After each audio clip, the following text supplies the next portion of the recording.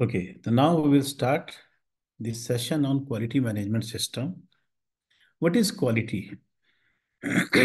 Quality is conformance to requirement.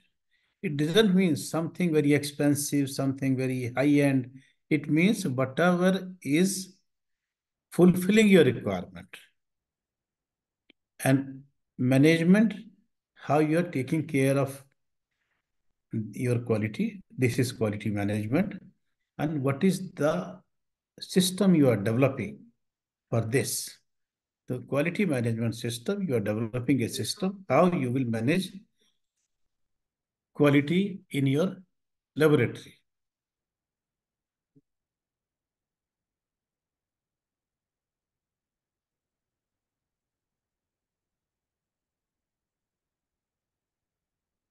So right now, we have this fourth edition of ISO 15189.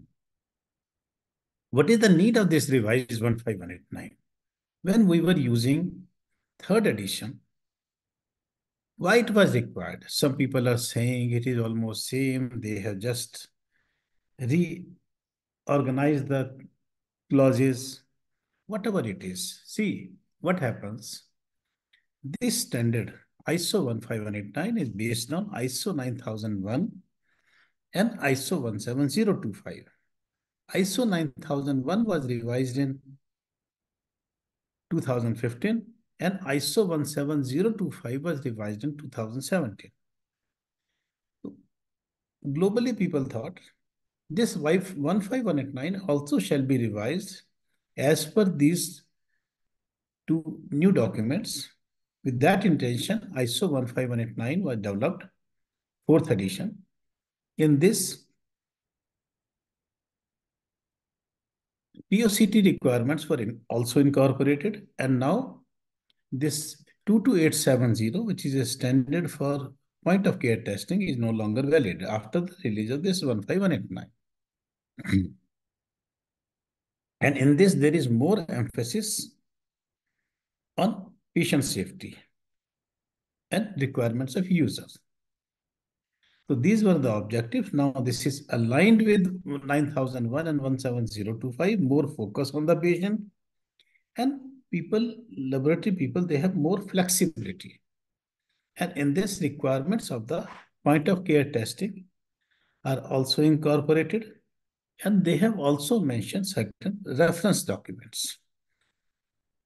Like as we were discussing, 22367 for risk management, 20914 for measurement uncertainty, 19011 for internal audit, like that. Now, when we are working in our laboratory, we are working as per our understanding and we are taking good care of quality. So what is the requirement of this 15189? See, when we work according to our own thought process, then there is subjectivity. Quality will vary from laboratory to laboratory. And we may miss certain things which other people are addressing. Others may miss something which we are addressing.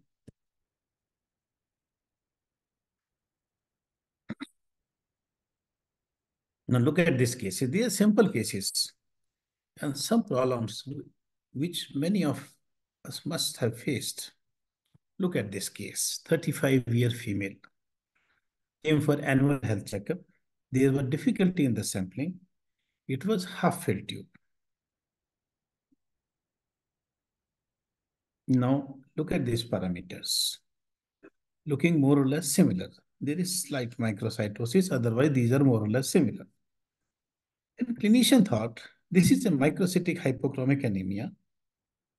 Iron studies were advised and also HPLC. Because with normal hemoglobin, if there is microcytosis, normal RBC count, there is a suspicion of some hemoglobinopathy trait. But when everything was normal and repeat CBC was performed, it was also normal. What was the reason? See, in this case, 1:3 ratio between hemoglobin and hematocrit is not maintained. It was only half-filled tube. Because of the excess EDTA, there was shrinkage of red cells, resulting in microcytosis. And in our analyzers, hematocrit is a calculated parameter with the help of MCV and RBC count.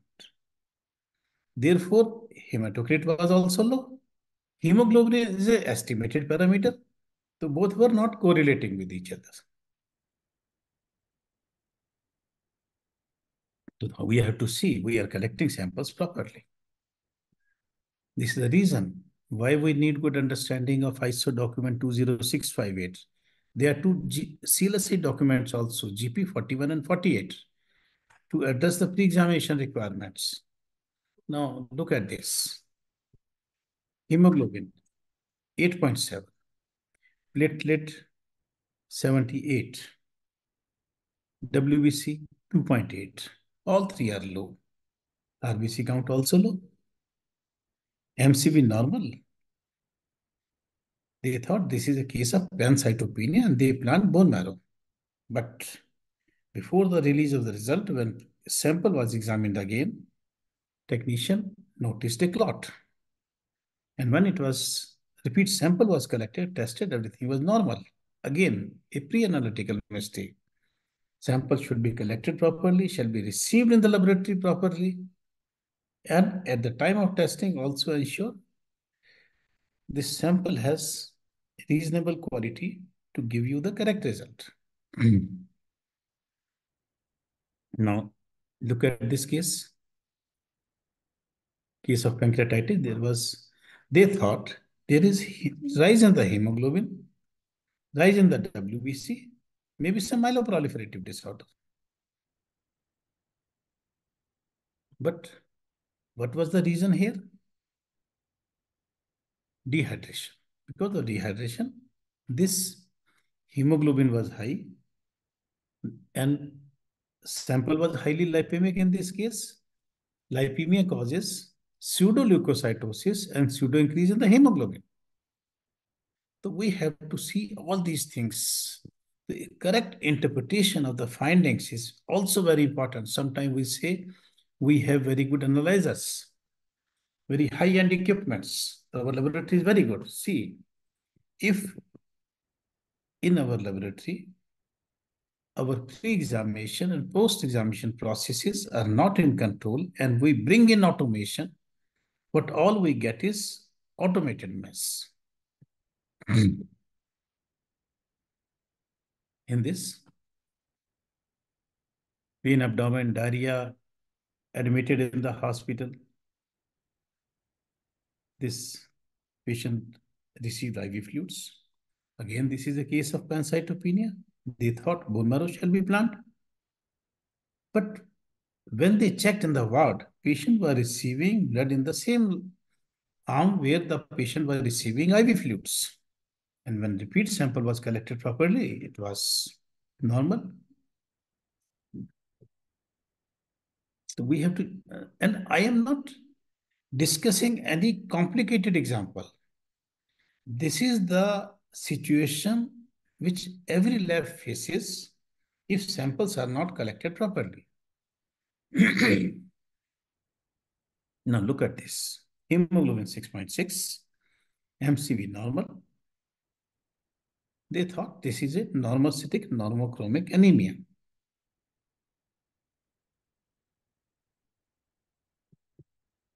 They ruled out nutritional deficiency on the basis of normal MCV.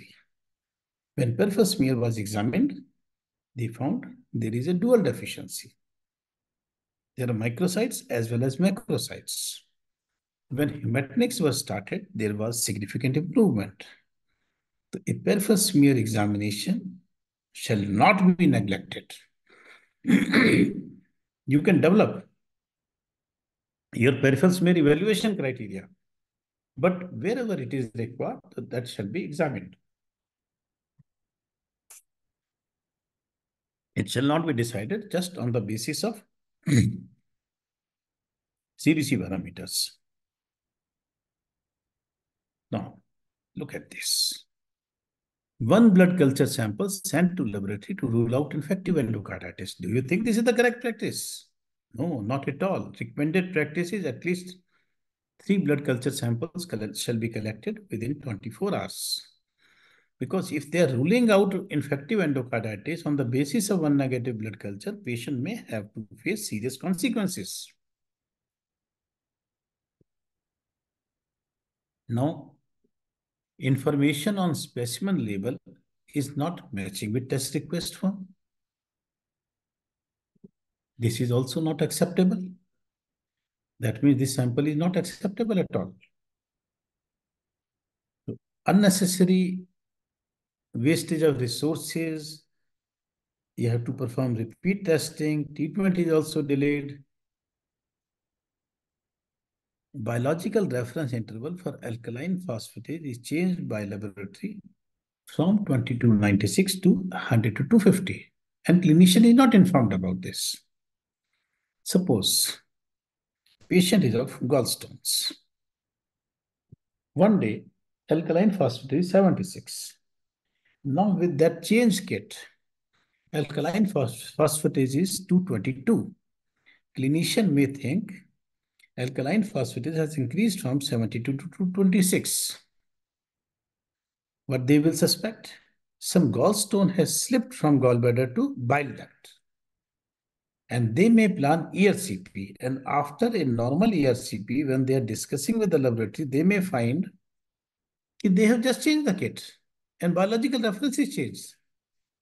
Unnecessary problem for the patient, for the clinician, for the laboratory.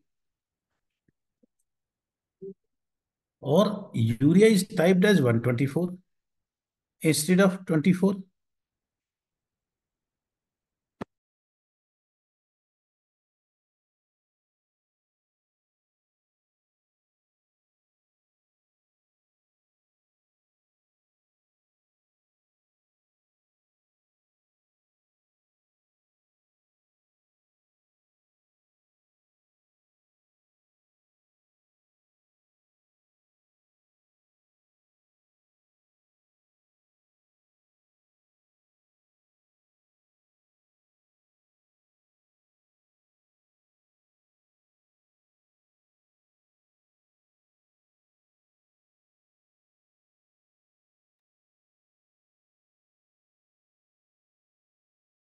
Suppose urea is typed as 124 instead of 24. Then clinician may take some decision which is not required on that patient. Or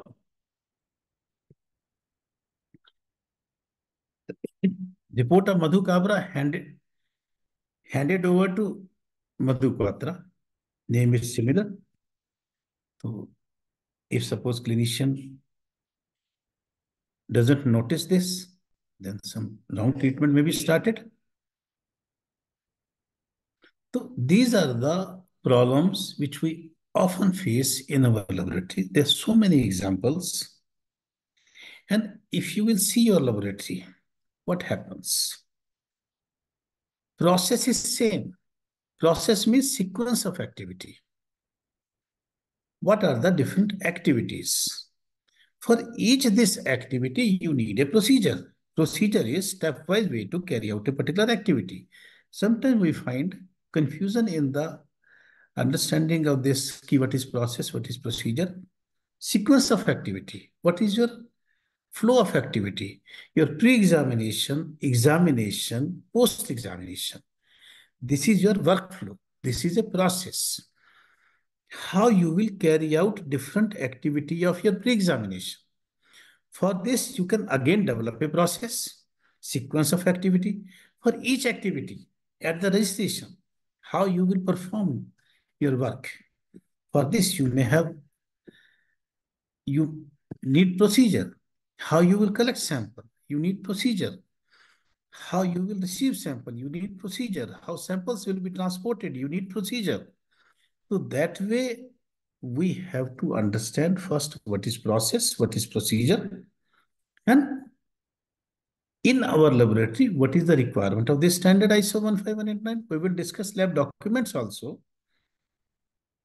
But here what I want to tell you, this process is same in every laboratory, whether it is a small laboratory, whether it is a large laboratory, whether it is an accredited laboratory, whether it is not an accredited laboratory.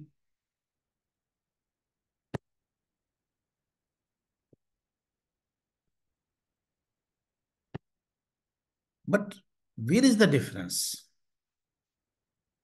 between a good laboratory and not so good laboratory? A good laboratory has documented procedure at each step, how they are collecting samples, how they are transporting samples, how they are receiving, how they are preparing, registering, how they're performing tests, how they are interpreting results, how results are informed to the clinician. They have well defined request form, and they have also defined contents to be included in the report. So this is the difference between a laboratory and not so good laboratory. Well documented, well implemented processes and procedures. As I said, what is our workflow? Whether it is an anatomical lab, chemistry lab, cytology lab, genetics lab, hematology, immunology, microbiology, transfusion medicine, any type of laboratory, workflow is same. Pre-examination, examination, post-examination. In pre-examination, again, there is a process. Examination ordering, specimen collection, sample transport, and receiving in the laboratory. And in examination, whatever method you are selecting, you should select good method, actual performance of examination.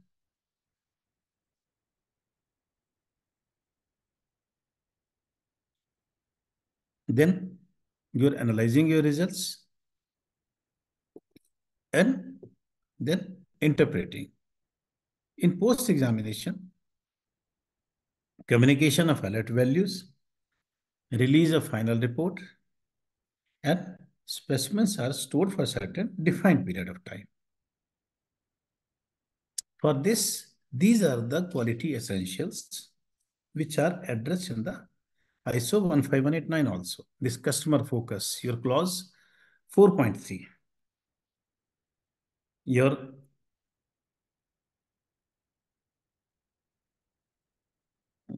If you see personnel, your clause 6.2. Facilities 6.3. Equipment 6.4 and calibration of equipment 6.5. Inventory management, your reagents, etc. 6.6 and supplier 6.8. You're managing different processes in your lab. All these process management in clause 7. This organization leadership under clause 5, your 5.4. You're maintaining your documents and record, your clause 8.3 and 8.4. You're managing non-conforming event, your clause 7.5. Information management, 7.6. Your assessments, internal audit, etc. Your clause 8.8. So what I am saying, these are the internationally accepted quality system essentials for our medical laboratory, and ISO 15189 is also addressing all these. Why we are using ISO 15189? Because it is developed as a standard for medical laboratories, and ILAC has adopted this, International Laboratory Accreditation Corporation, because ILAC has adopted this, and different accreditation bodies affiliated with ILAC, they are using this. So in our laboratory, we are following this ISO 15189 for the development of quality management system in our laboratory. This is a standard. What is the meaning of standard? Whatever is written in the standard, these are requirements. These shall be followed in unmodified form.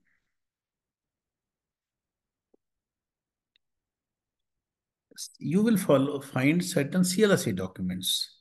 These are guide documents. Certain ISO documents are also guide documents. Guide documents, they also write something, but they suggest you something. Those are not requirements. Those you can follow either in the unmodified form or modified form.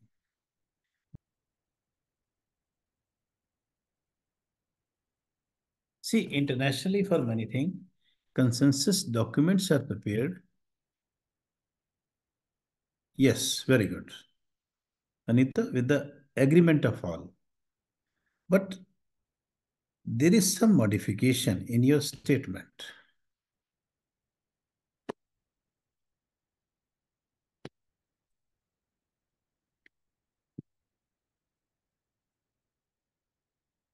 Yes, Anita, please unmute yourself.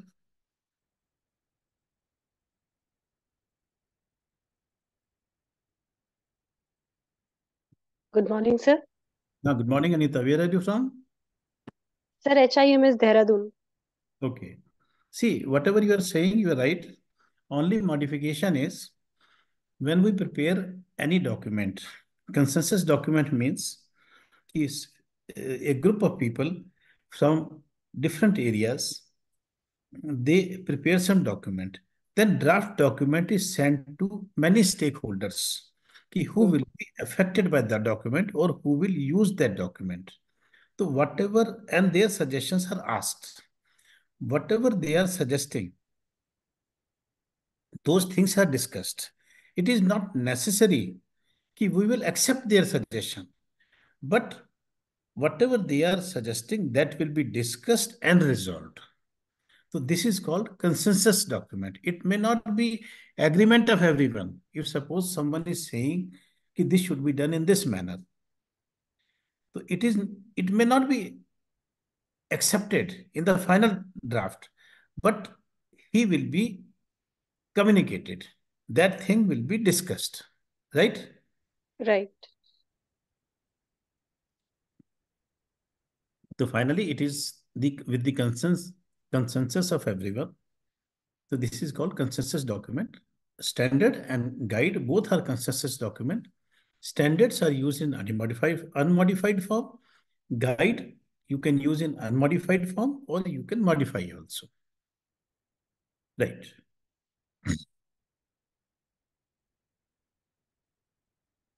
Now see, in our laboratory, patient is coming with request and going with report. In between, we are performing this pre-examination processes, examination processes, and post-examination processes.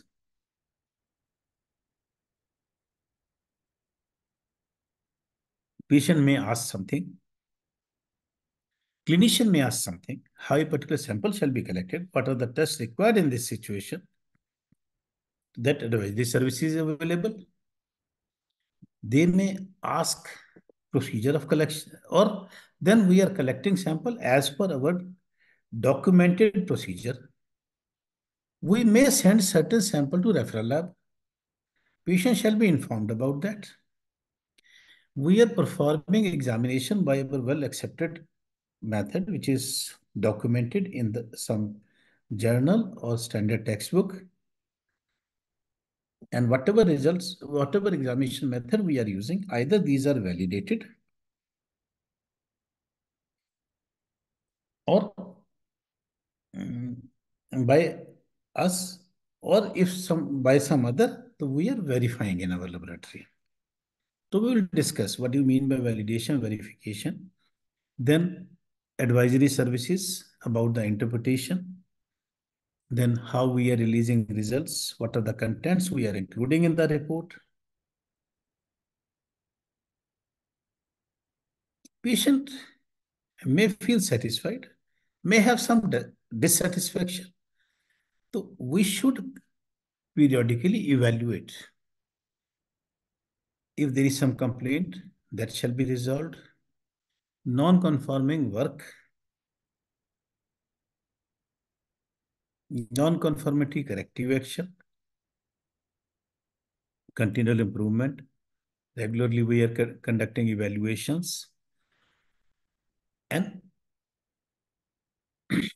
we are ensuring through IQC and IQAS that will be discussed. Whatever results we are releasing, those are meaningful. We are checking our system with the help of IQC and IQAS. So these things will be discussed in detail.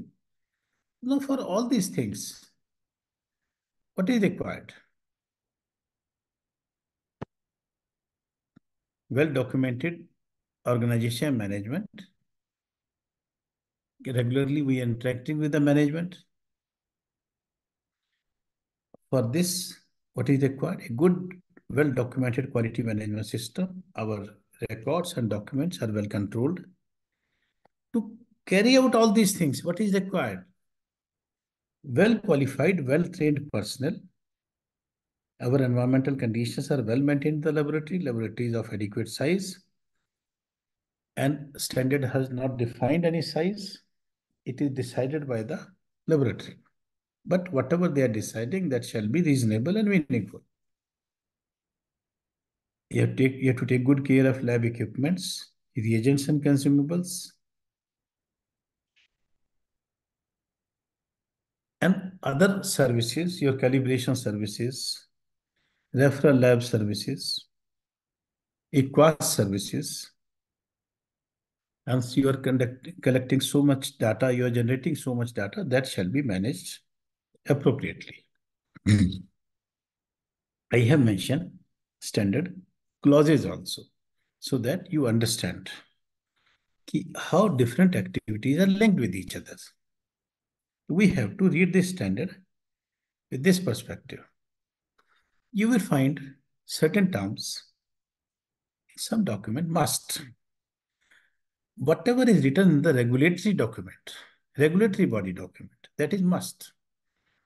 This COVID-19 data shall be uploaded on the portal. It is must.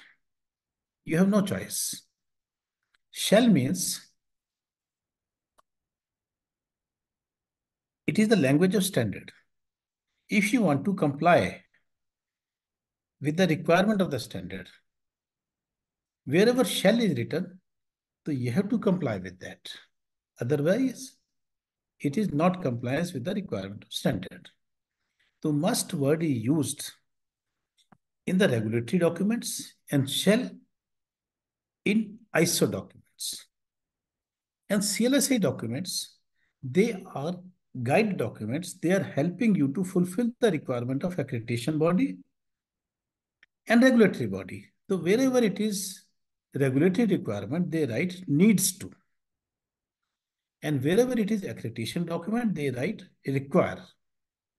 Should means it is the suggested way of carrying out some activity.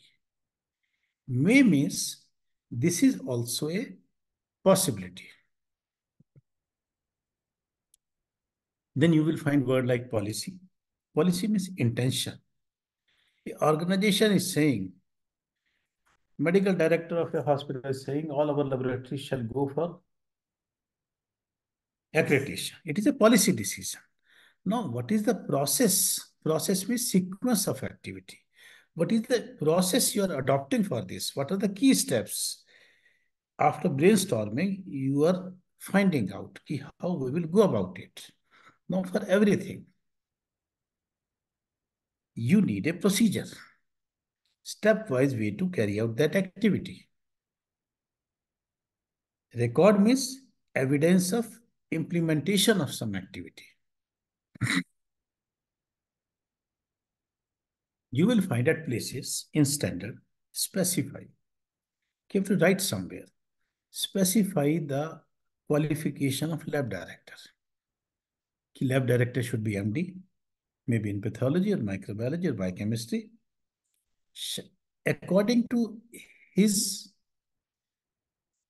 job requirement, MD pathology with 10-year experience in surgical pathology, and 5 years should be in some tertiary care cancer institute. Person should have knowledge of immunohistochemistry, shall have knowledge of cytogenetics. So what I mean to say, whatever is required as per the job requirement, you are specifying that. You are whatever you are specifying, that shall be documented. First, you specify.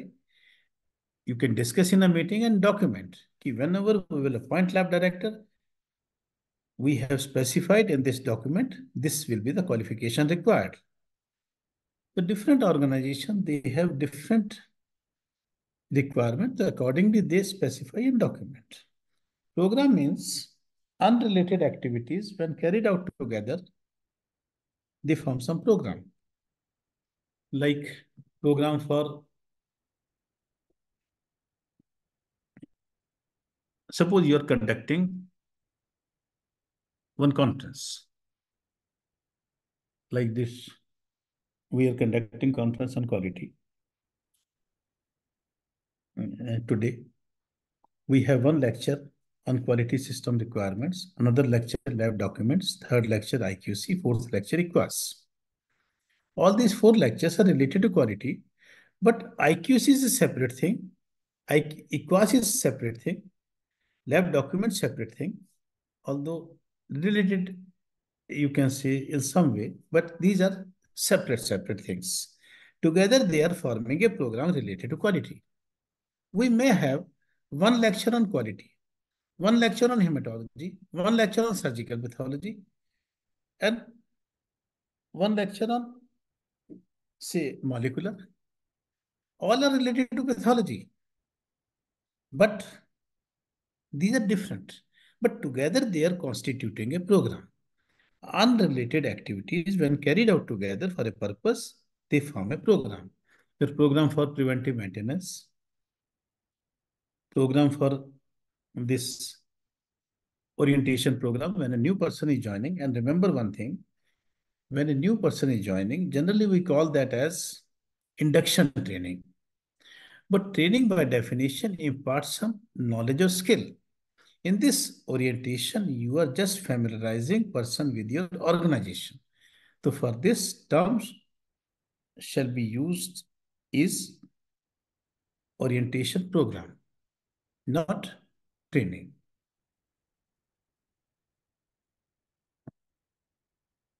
We are using different forms, formats, informats, activities are captured at different time as we provided you Google form.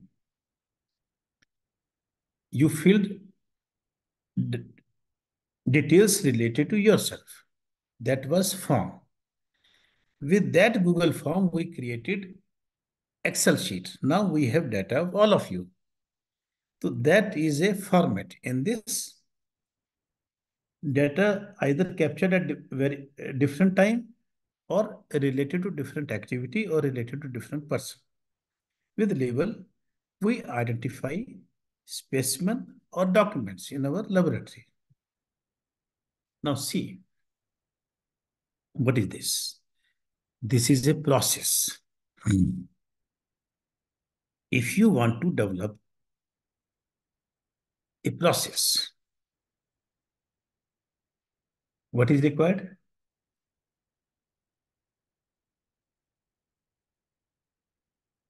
First, you have to see what is your workflow in our laboratory, pre-examination, examination, post-examination. What are the processes required in the lab? I need a process for pre-examination.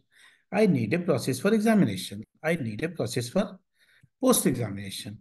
In addition, I need a process for complaint management. I need a process for personal management.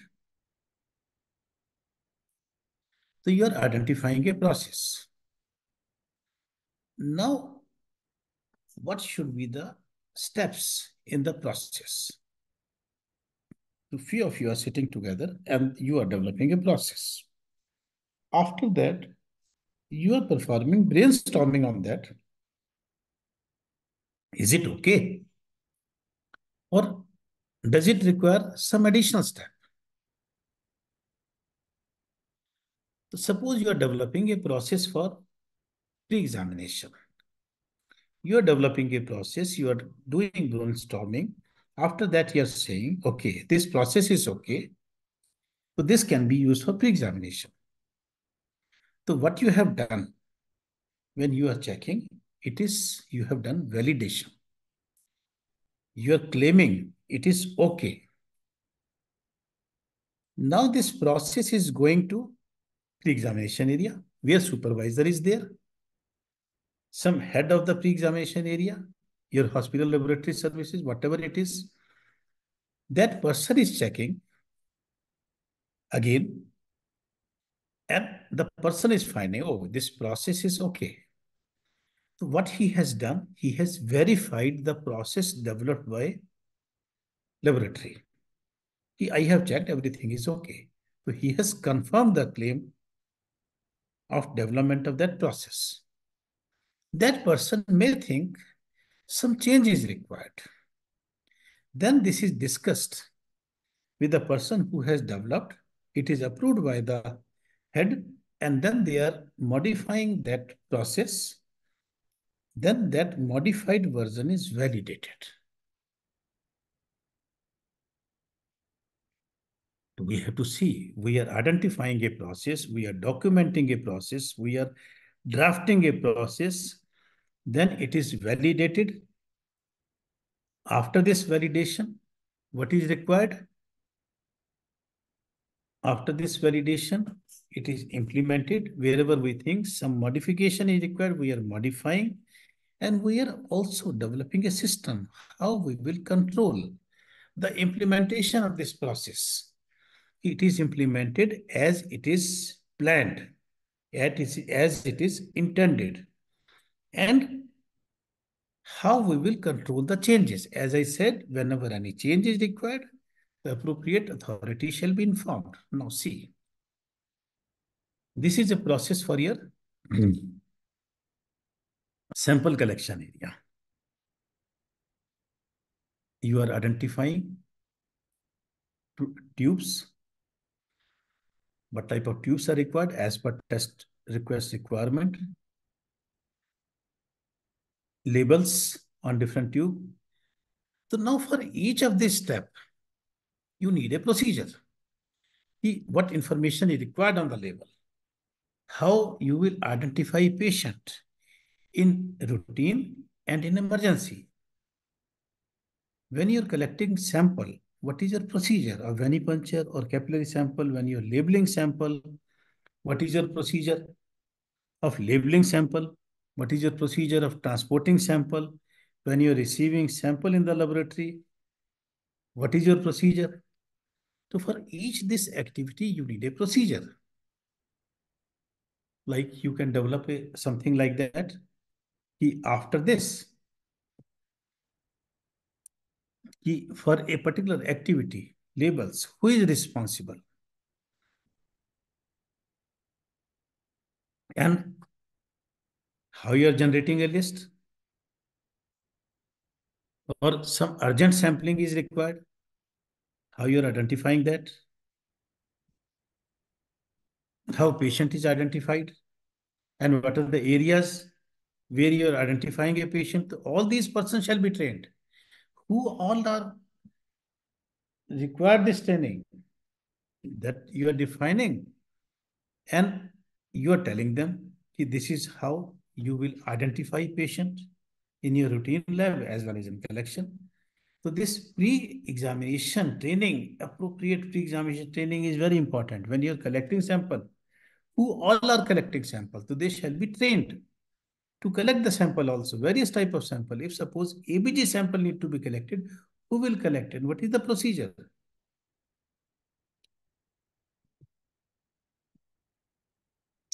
Then who are people who are collecting sample, they are responsible for labeling also. Who all are responsible? So then how this sample shall be labeled? So the label shall not be there on the cap. It should be on the body of the vial. There are many things. When we will start thinking in this manner, so definitely our understanding will improve. So how we are transporting sample, who all are responsible for this transport. Certain people, they are responsible to tell the ward boy, you have to transport this sample and this shall be transported in this manner. So many people, they are not transporting themselves, but they are responsible for the proper transport of sample. Then when samples are received in the laboratory, what all will be checked? For risk management also, you need a process. So you shall have a plan, risk analysis, risk evaluation, risk control.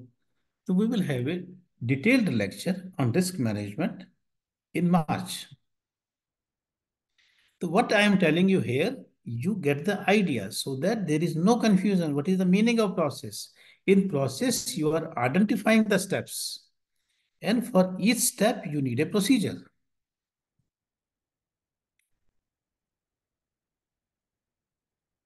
For everything, see, a sample is received in the microbiology laboratory.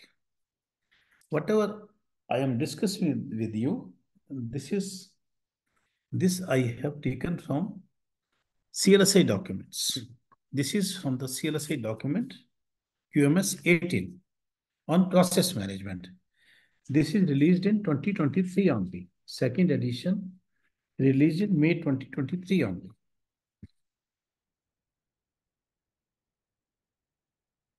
Like that, we need to develop a process. You are creating document, you are reviewing document, you are approving document. For that again, you need a process. And there is nothing right, nothing wrong. You have to develop process according to your requirement. And this diamond-shaped box means there is more than one option. Otherwise, there is rectangular box.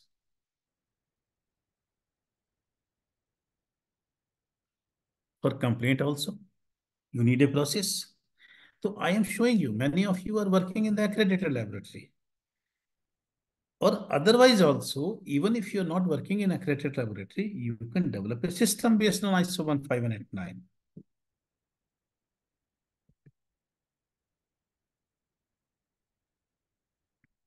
Sometimes I feel some confusion in the understanding of this validation verification. So whenever I get the opportunity to discuss, I always discuss validation and verification. Now, if you see the definition, confirmation of plausibility for a specific intended use or application through the provision of objective evidence that specified requirements have been fulfilled.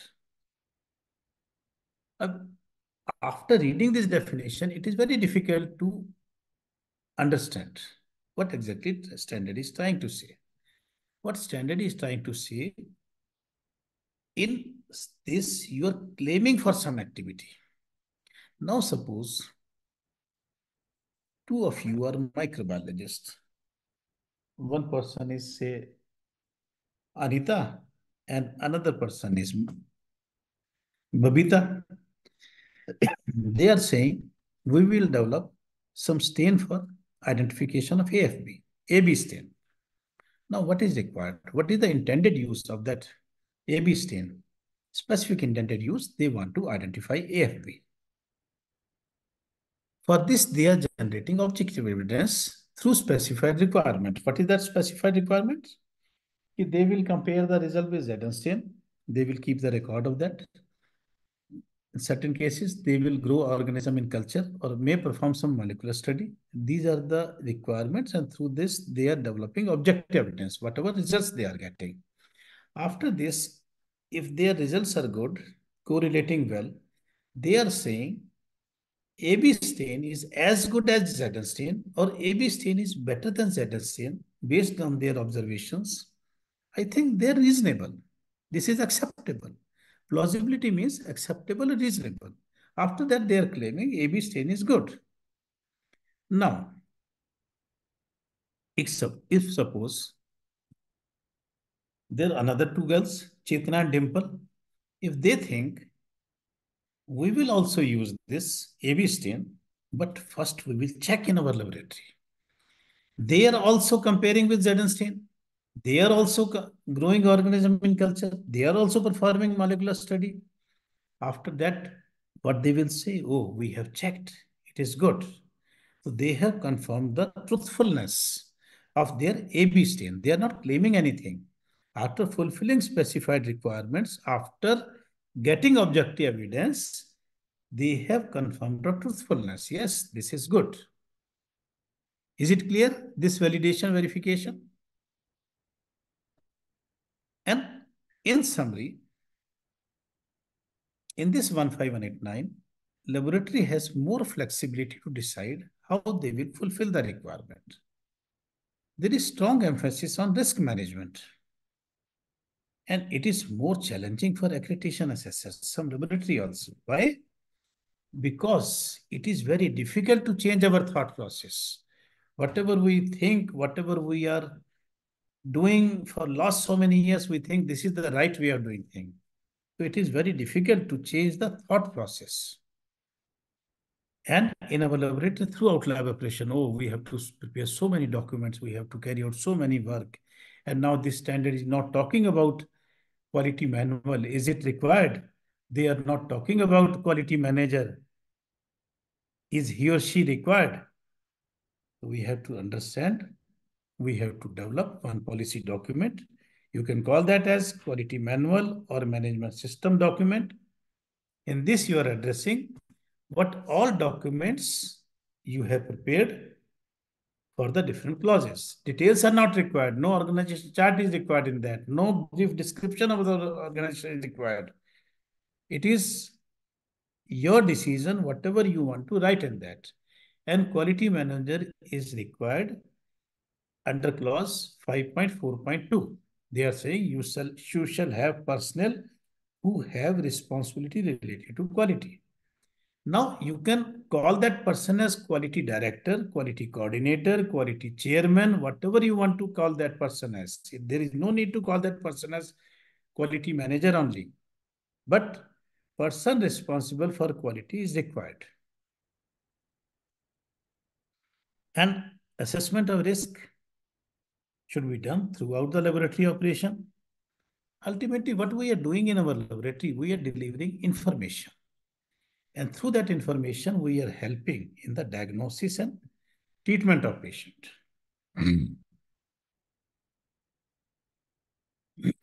We are creating various documents, whether written policies, processes, procedures. These need to be updated and maintained. Regularly, we have to check. Periodically, we have to check that they are fulfilling our purpose. Records means information captured in the process. You are registering person. You are developing some record. You are collecting sample. You are keeping a record of that also. You are transporting sample. What all samples are transported? You are keeping record. When you are receiving sample in the laboratory, you are maintaining record. And these are permanent. They do not require any updating. What laboratory need? A good document control program. That we will discuss in our lecture on lab documents, next lecture. And always use most current version unless it is specified that for this particular purpose you use this version. Otherwise, current version shall be used. These shall be available documents at the site of requirement and should be easy to access. It is not like that a technician has to get approval from 3-4 persons to access one SOP.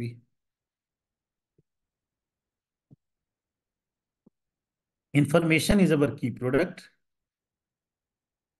And documents are essential for assuring accuracy and consistency in the laboratory. And you will find, or you must have seen, some people say there is no need to document procedure. It is not required. Standard is not asking for documented procedure. Quality. And now we will put our attention on this documentation, but with this we will discuss certain concepts also. What need to be documented? Our laboratories are very important. Why? 70%, or you can say more than 70% clinical decisions are based on our report. In case of oncology setups, 100% decisions are based on our reports. What these clinicians expect? They expect a error-free report, which is meaningful for them. They can make correct diagnosis. They can start correct treatment. And ultimately, as a laboratory person, we are contributing in the better patient care. For this, we assure them. We assure them about the quality of the result. You will get correct result, and that correct result within reasonable turnaround time. For this assurance, what we do, we run quality control. That quality control not only limited to our examination part, IQC equals, but quality at every step. We are controlling this quality, whether it is pre-examination, post-examination, whether our documentation part or training part, everywhere we are maintaining quality. For this, we develop a quality management system based on some international reference. And here we are using ISO 15189. And sometimes people say our laboratory is NMBL accredited. Correct your terminology. Accreditation is based on ISO 15189. It is ISO 15189 accredited test. Accreditation body is accrediting a particular test by a particular method based on ISO 15189. So it is ISO 15189 accredited test. NMBL is not accrediting any laboratory. Many of you are from India, so, and it is applicable to all accreditation body.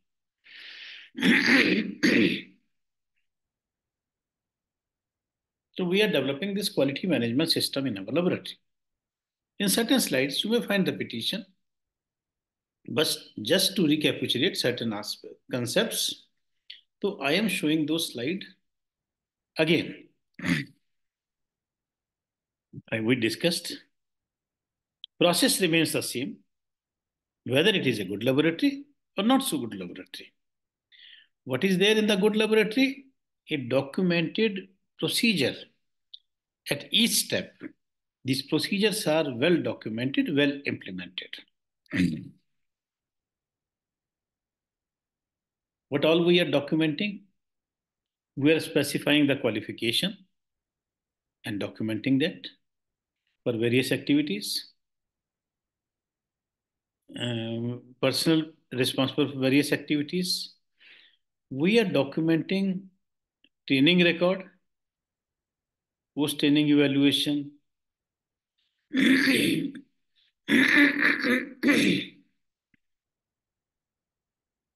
and what all training a particular person has attended. Now, you will not find this requirement directly.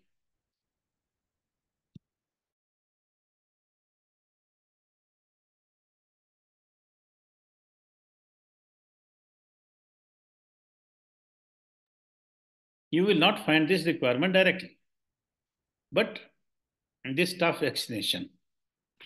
But it is mentioned under clause 8.5 in risk management. We have to work towards staff safety also.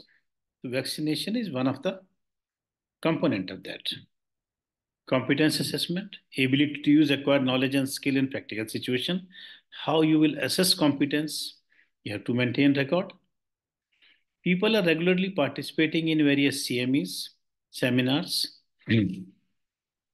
different training program. Some evidence of that the person has participated. All of you also will get the certificate after this program. You will get certificate within 1 week. What is required? You have to fill the registration link provided in the WhatsApp group.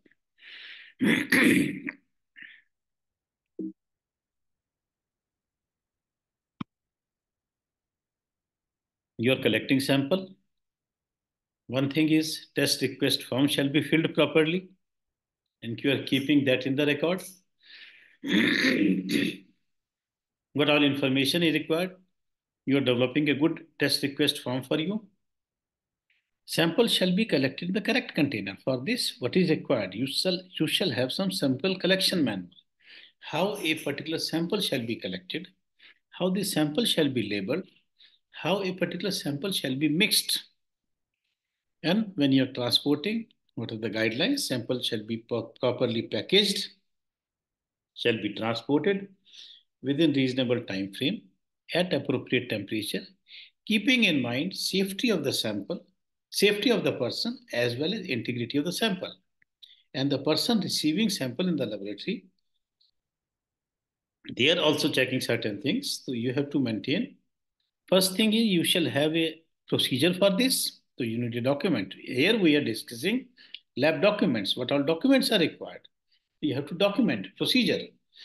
And you have to maintain certain records. Records are evidence of implementation of some activity. Appropriate records also shall be maintained. You are receiving reagents in the laboratory. For this, you need a record. You are storing under appropriate condition. How this reagent shall be stored, you need some documentation related to that, specifying your storage requirements, lab acceptance testing for all reagents and consumables, whether it is qualitative test, some stain, or some other test, qualitative test, but you are performing on your machine or through card, HIV, HBS, AG, etc., or quantitative test, your glucose, urea, creatinine. What is your criteria of all those things that will be discussed? But here, how you are receiving reagents in your laboratory. What is your criteria for accepting various type of reagents in your laboratory and other consumables? How you will accept a lot of syringe, how you will accept a lot of culture bottle swabs. For this, you shall have a procedure.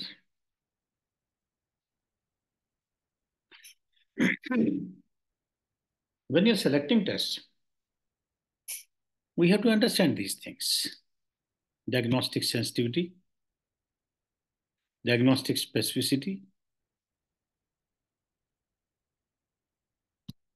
positive predictive value, negative predictive value, test utility. Diagnostic sensitivity means out of 100 cases of a particular disease, in how many cases a particular test is positive. Diagnostic specificity means in 100 cases who do not have a particular disease, in how many cases a test is negative.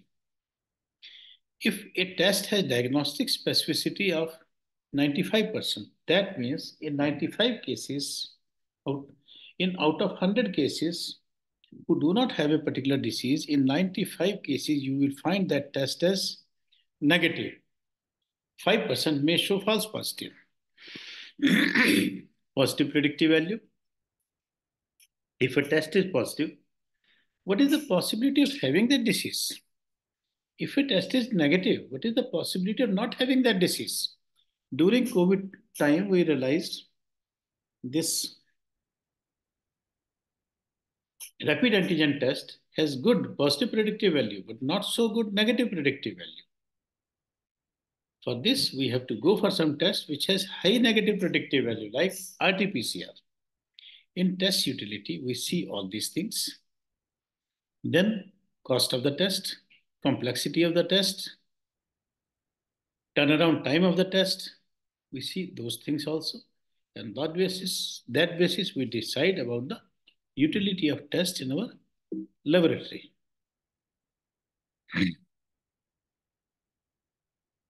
So now, when we accept some equipment in our laboratory, we do equipment acceptance testing. This is the requirement of your standard 6.4.3 also. You are comparing result with the results of the new machine with the already existing machine. Suppose it is hematology analyzer. On your old machine, you are getting results Hemoglobin 5, 10, 15, 20, 25, 30, or you can say TLC 5,000, 10,000, 15,000, 20,000. If suppose on your existing machine, some count is 5,000 or 10,000, 15,000, you are expecting similar value on the new machine. That means that if you draw a line, that line will be at 45 degree. What is your expectation? With your new machine, this line should be either close to ideal situation or almost overlapping this. But if consistently you are getting values higher, in the beginning also you are getting one intercept, at line is starting at 5, and this difference is fixed throughout the whole concentration. It is called systematic constant error. If the difference is increasing with increasing concentration, it is called systematic proportional error. So we have to document this in our equipment acceptance testing. In Westgard website, there is a calculator. If you submit your data of the old machine and new machine, they plot this for you. Like that, in equipment acceptance, you have to see the precision, you have to see the accuracy, you have to check for any carryover. So all those things need to be documented at the time of installation of your machine. So, because for the documentation, we have to understand the concepts. See, in this, whatever results you are getting on the old machine, you are getting expecting similar result on the new machine. You will get a line at 45 degree. But if you are getting line higher than this significantly or lower than this is systemic error present throughout the concentration. If this difference is fixed, it is systematic constant error. If the difference is increasing with increasing concentration, it is systematic proportional error. Ideally, it should be almost overlapping this, and if this calculator will give you one R2 value, this is called correlation coefficient. If it should be as close to 1 as possible. If it is more than 0.9, it is good correlation. 0.95, excellent correlation. It should be as close to 1 as possible.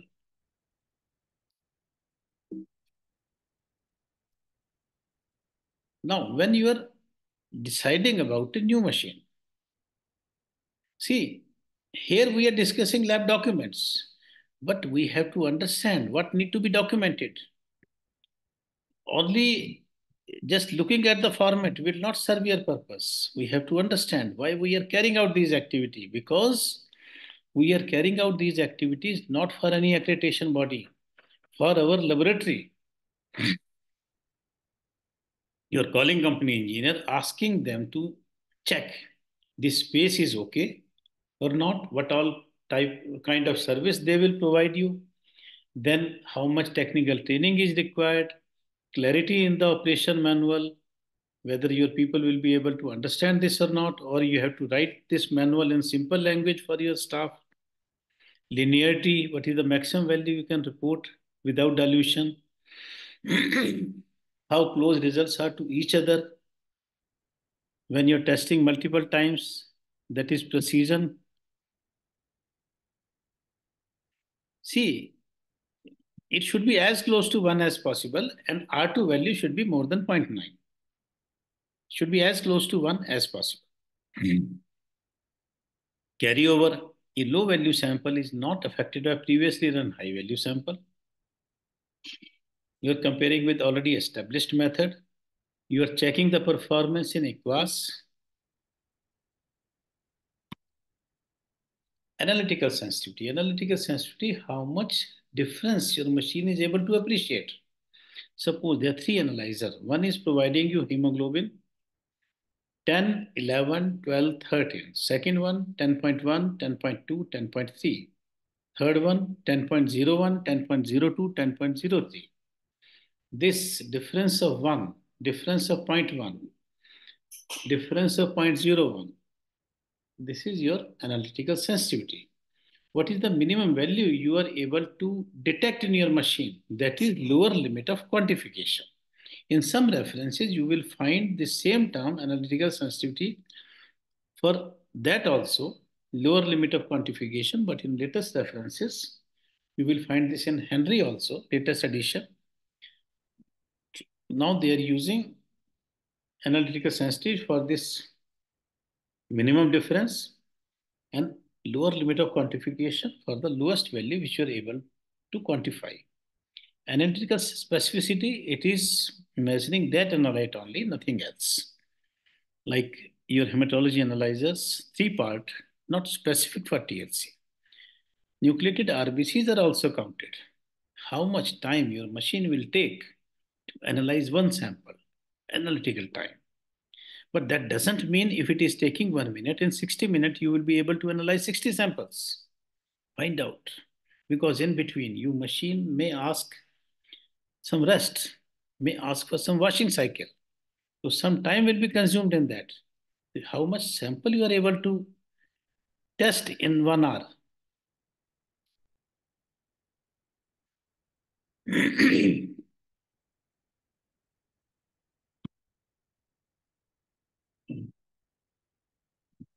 Alka Chadda, please unmute yourself.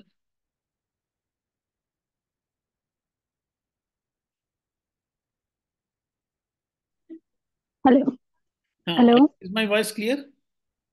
Yes, sir. Okay, right.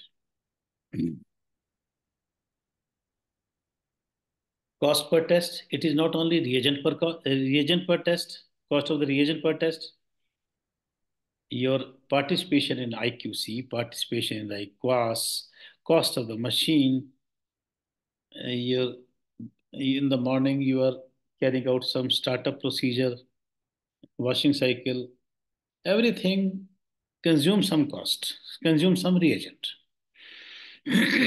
So that also shall be included in the cost per test. Staff acceptability, how much technical expertise is required, or if some authority label is required, to whether they are providing machine with that label or not. Like in Europe, they ask for CE mark.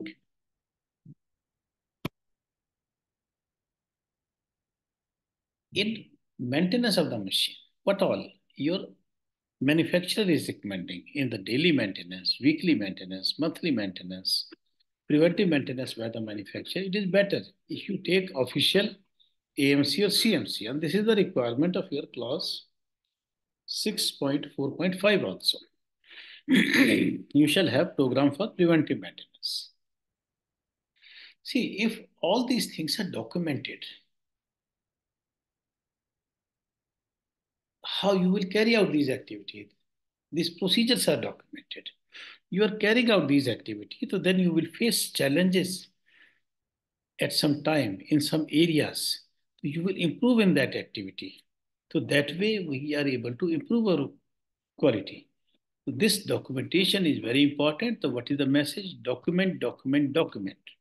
Whatever is not documented, that has not been done. Generally, people consider in this manner. These are the area when you're supplying, accepting the supply, you are installing a machine, you are maintaining a machine, environmental conditions, personnel, laboratory information. These are some of the areas where we can go wrong. So we have to take adequate care. Now we are coming to this documentation. We discussed what are the areas where this documentation is required. As we said, policy, process, procedure, record. These are some of the documents. At some places, we are specifying something when we are documenting. So it is also a document. And process of creating a document is documentation. We are writing program also for certain activities. like competence requirement, preventive maintenance of the program, internal audit program, orientation program. This also we discussed. Now, we need certain procedure manuals. We are developing one management system document. How we will address various clauses in our laboratory. For certain things, we have developed a procedure. For this thing, we have developed a SOP. But we have one sample collection manual also. And we have prepared these processes. You may have process document, you may have procedure document. What is document? Any meaningful information on any suitable medium is called document.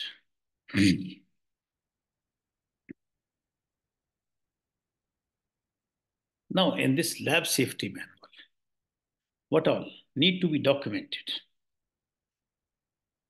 Fire safety, chemical safety, needle stick injury, hand hygiene, biomedical waste management, spill management, and whatever you feel is appropriate.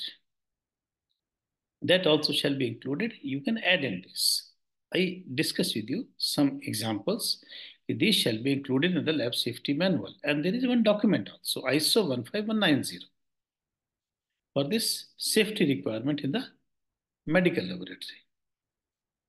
You can maintain certain list that will be very helpful for you. List of all minor equipments, including their calibration. Difference between major and minor equipment is not based on size. It is based on their activity. Your analyzers, which are providing you results. Those are major equipment, and results and equipments which are helping you in generating these results, like your pipette, your centrifuge, your thermometers. These are minor equipments. List of minor equipment, list of approved suppliers for various activities, service providers, list of persons authorized for using computers. This is one of the requirement of your clause 7.6.5. List of stamp. What all stamps you are using and who are authorized to use those stamps. If you have a list, actual impression of the stamp and who are authorized, to, it will help you in some situation. Directory of service. In this, you are mentioning what all tests you are performing. You are categorizing tests in three ways. One group of tests, those are in the scope of accreditation, and you are performing in your lab, obviously. Second, you're performing in your lab, but not in the scope of accreditation. Third group of tests, you are sending to a referral lab. This shall be identified appropriately so that if some patient is asking, you can guide him properly. List of staff with their signature, preventive maintenance schedule of major equipments, list of persons authorized to sign final reports. So some people you are authorizing only routine hematology. To some people you may authorize, they can sign coagulation test also. To some you are authorizing for bone marrow. To some you are authorizing for cytogenetics also. Like that, who are authorized to sign which type of reports. List of your referral laboratory, list of test and measuring equipment, stock available, list of test parameter in accreditation scope, minimum stock level you are defining. So like that, if you have this information, so it will help you in carrying out various activities. So you are developing forms and formats, and whatever documents you are developing, this shall be prepared by authorized person, approved by authorized person, and issued also by authorized person. They are keeping record to whom a particular document is being issued, and name and address of the laboratory on each and every document. In the standard, you can, for the better understanding of standard, you can prepare a document like this. In these clauses, we need some documentation. Document means meaningful information and any suitable medium. It may be your process that we have discussed many times. It may be your procedure. It may be a record. Some document are not categorized as process, procedure, and record, but you're writing somewhere. Like you're specifying the responsibilities of lab director. You are specifying the qualification of lab director. You're documenting the responsibility of lab director. You are documenting the delegation of duties by the lab director. You're documenting your organization structure. So these are not covered under process, procedure, record, but this is documentation. If some process is required, that is also a documentation. If some procedure is required, that is also a documentation. So like that, first, you are mentioning, okay, in this documentation is required in the first column. What type of documentation? Is it being covered under this process, procedure, record? If not, then what is to be done? So, like that, you can develop some document like this. So, it will help you for clause 4, for clause 5, for clause 6, clause 7, and clause 8. So, after the program, in 2 3 days, you will get the link also in the WhatsApp of today's program. So you can click the photo of these, and whenever you start preparing documentation in your laboratory, this will help you.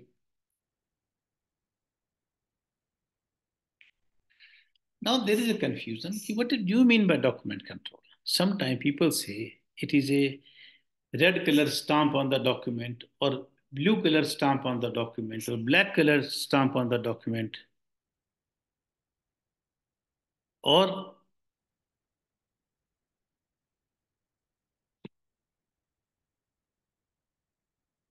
there are many things.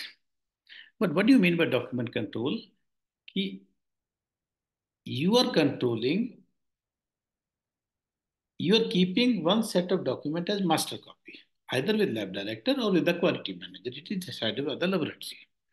Whatever document is being used and implemented in various areas of the laboratory for various activities,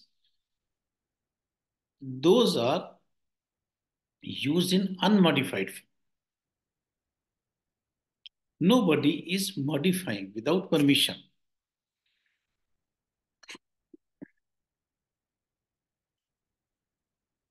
Right?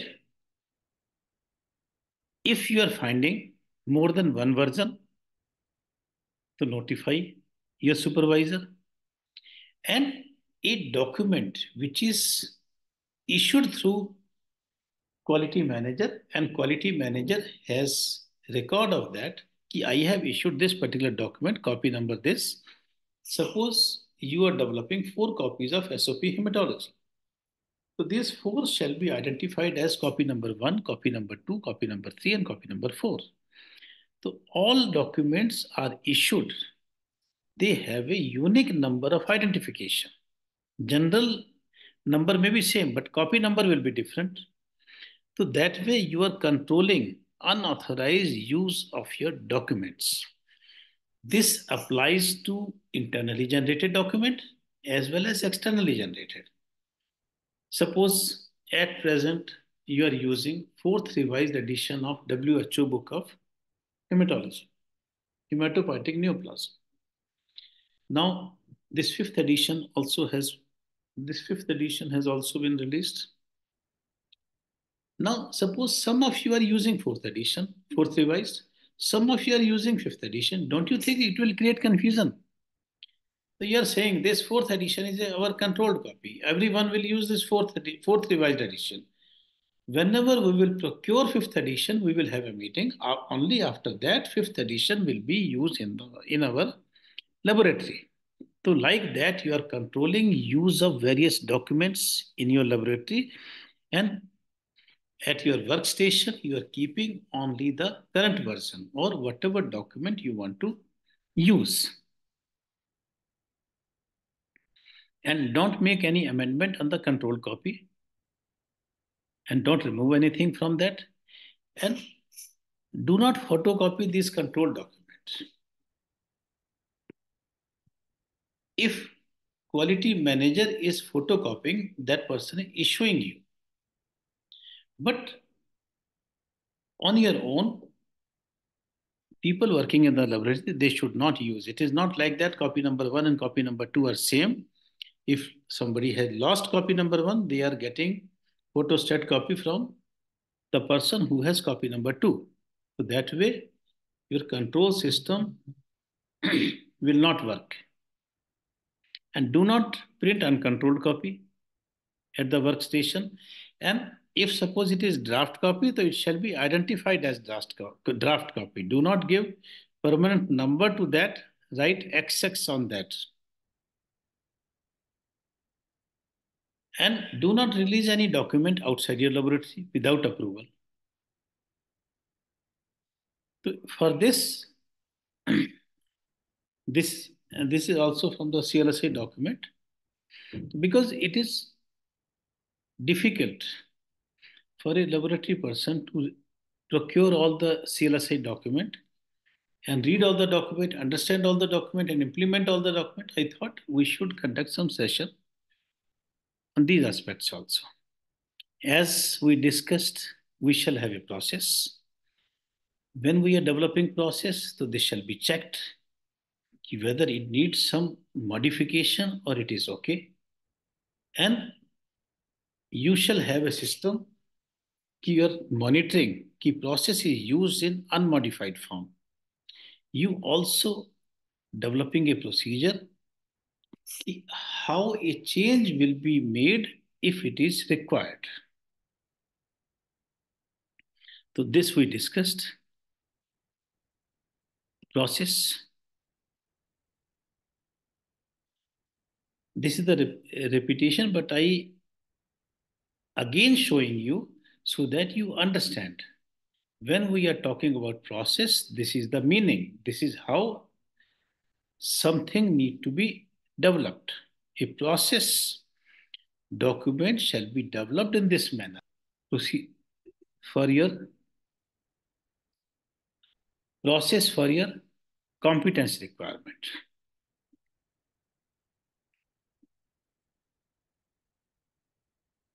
And this is the procedure for each step of the process, how we will carry out different activities, competence requirement, training, retraining, for everything, organogram you are developing, that also you are writing, job description you are developing for a particular person, name of the person, designation of the person, how the person will carry out various activities. This is not something which is approved by 15189 or approved by NABL or for that matter any accreditation body. I am showing you so that you get the structure. If something need to be developed in your laboratory, how it shall be used and developed, right? So now we will discuss some statistical terms. This will be discussed in detail, IQC in the afternoon, EQUAS after this lecture. But before that, some understanding of concept of statistics is important.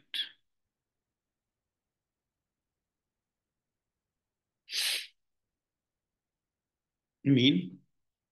What is mean? Sum of all data points divided by total number of data points. What is the purpose of calculating mean? Mean tells us about accuracy. How? Suppose for your controls and this mean SD and CB, we are calculating even LJ charts and Wesker rules. These are applicable to your IQC because you have multiple data points in your IQC. Suppose your manufacturer mean is 100 and your monthly mean is 90. That means significant number of values are away from the manufacturer mean. And what is accuracy? How close your results are to true value. There is problem in the accuracy.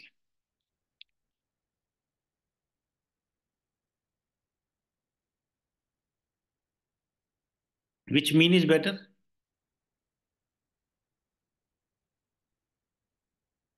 Manufacturer mean or lab mean?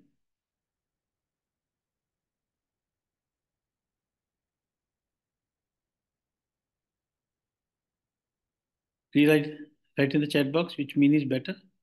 Lab mean, good. Because this you are calculating under your own laboratory condition. Your equipment is different, your reagent quality is different, reagent storage is different, your control quality, control reconstitution, control storage, calibrator quality, calibrator reconstitution, calibrator storage, water quality, equipment wear and tear. So many variables are there. You are considering all those variables. So lab mean is better, but what is required? Your lab mean shall not be significantly away from the manufacturer mean. Lab mean is better, but it should not be significantly away from the manufacturer mean. So what is acceptability? How we can develop objectivity in this? Our lab mean should be within one standard deviation of the manufacturer mean. If suppose manufacturer mean is 100,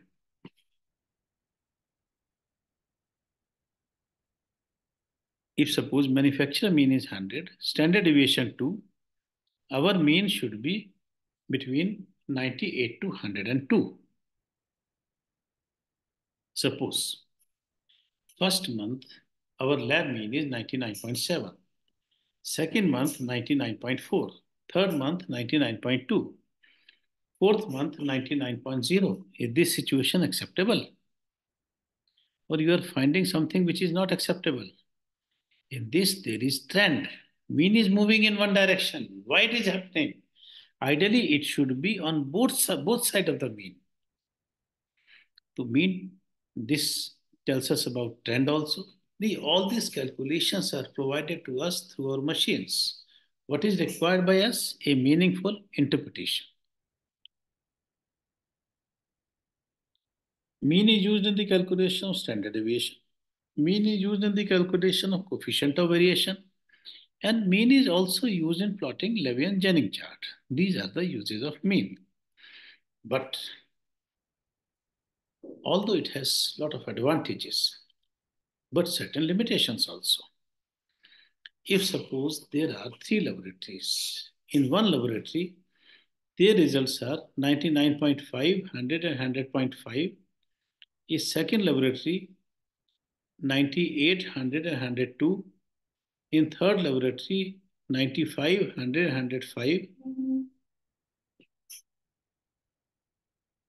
Although there is a lot of variation in third laboratory as compared to first laboratory, but we are not getting this information through mean.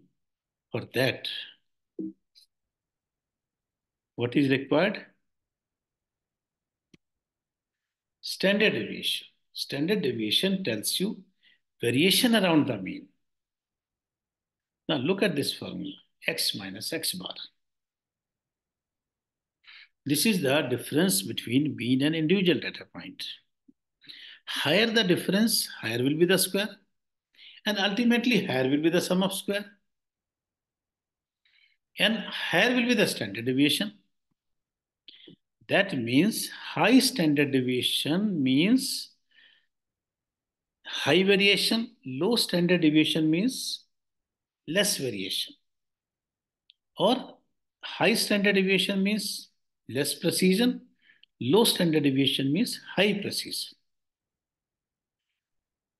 So we get information about the variation through this standard deviation. But standard deviation again has some limitation. We cannot compare data of different ranges. Like suppose in case of uric acid, standard deviation is 1 and the mean value 5. In case of cholesterol, standard deviation 10 and the mean value 200.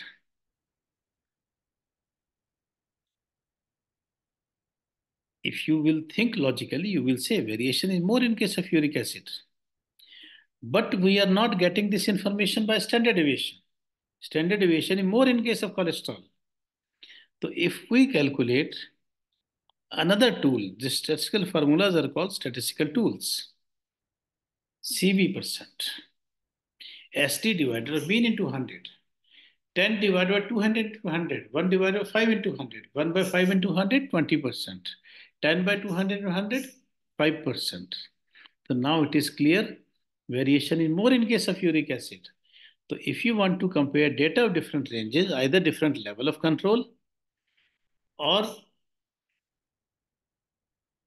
analyte with values in different ranges, CV is better.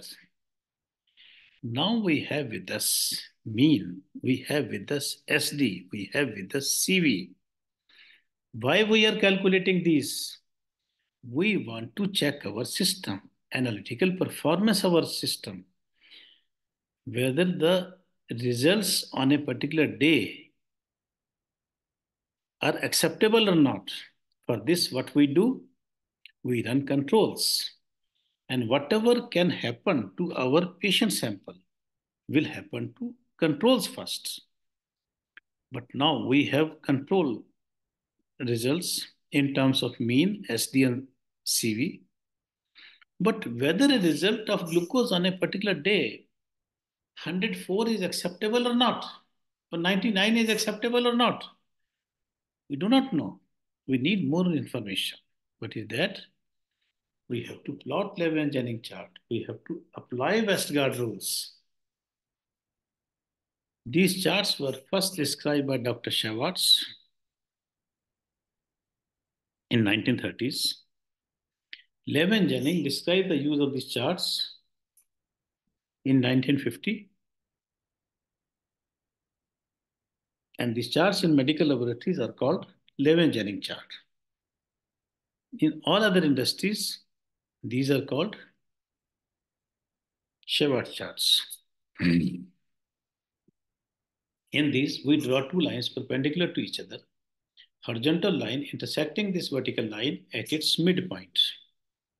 At the point of intersection, we write mean value, and above this on y-axis, 1SD, 2SD, 3SD. On lower side, minus 1SD, minus 2SD, minus 3SD. On horizontal line, we write number of observations. For different analyte, you need to prepare different LJ chart. For same analyte, but different level of control, we need to prepare different LJ chart. Same analyte, same level of control, whether you are running once a day, twice a day, thrice a day, same LJ chart will work. Suppose mean value is 100, say for glucose. Standard deviation 2. At the point of intersection, we are writing 100. Above this, 102, 104, 106, 98, 96, 94. Suppose on a particular day, result is 101, then 100, then 100.5, then 99.5, then 101, then 99. When these points are joined, we get a chart like this. This is called Levin-Jennings chart. But our problem is still unsolved. How we will accept result on a particular day? What is our acceptability criteria? For this, we use Westgard rules described by Dr. James Westgard in 1970s. He said, if one value beyond 3 standard deviations, suppose our mean value for glucose is 100, standard deviation 2, Daily you were getting values close to 100. And on one particular day, you are getting value 93 or maybe 108. So whatever is happening to this control, same thing can happen to patient sample also. Those also can be higher or lower. Stop testing. Do the root cause analysis. Take appropriate action. Run control again. When this control is within acceptable limit between these two lines, yellow lines, +2 to -2 standard deviation, only then accept result. And don't use this rejected value for the calculation of monthly mean and SD because it will widen your standard deviation. Next month, you may accept some value which should have been rejected. Right? Now, another situation.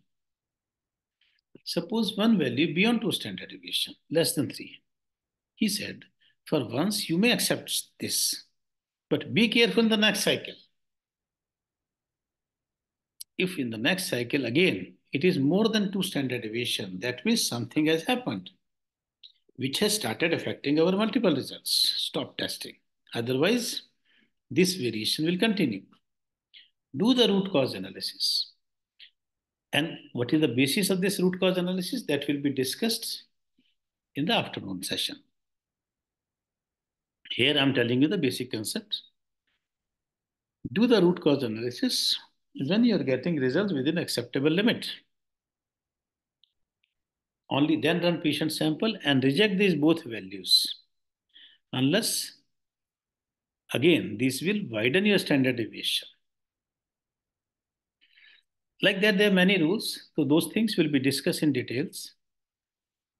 For the statistics and proficiency testing, there is a standard 13528. Latest edition was released in 2015. It has provided a very useful and simple score called Z scores. Standard deviation index, some people use for this, but it is better if you use Z score because in 13528, they are using this term Z scores. Although calculations are same for both SDI and Z scores. According to their clause 9.4.1, if this Z score and this Z score and all these statistics are applicable to quantitative tests, if this Z score provided to you by your EQUAS provider is -2 to +2, this is acceptable. If it is 2 to 3 or -2 to -3, it is warning signal. If it is less than -3 or more than 3, it is action signal. One action signal or two consecutive warning signal indicates intervention. Something has happened. Please check. Because both are important, IQC as well as EQUAS. IQC tells you about precision. EQUAS give you information about the accuracy. And how this Z score is calculated? The lab result minus assigned value divided by SD. It is not the SD which you get in your IQC. It is the standard deviation which EQUAS providers are calculating based on the results received from their participants. This also will be discussed in the lecture on EQUAS, right? First, we have to learn what all users of laboratory are expecting from us. Why do we need quality programs? Because the expectation of users from laboratories is the final product. What is our final product? It is the laboratory report. So laboratory report which they are expecting should be correct and reliable. You all agree. And it should be reaching to them within a specified turnaround time.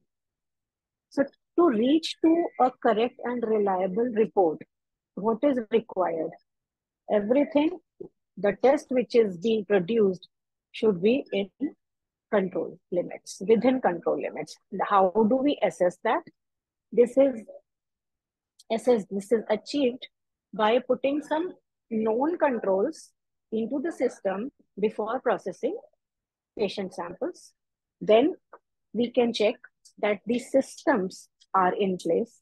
that the reagents are correct, performing right, that the machines are performing right, that the technicians, that the environmental conditions are correct. So one thing which can precisely tell us is our internal quality control. Why it is called internal quality control?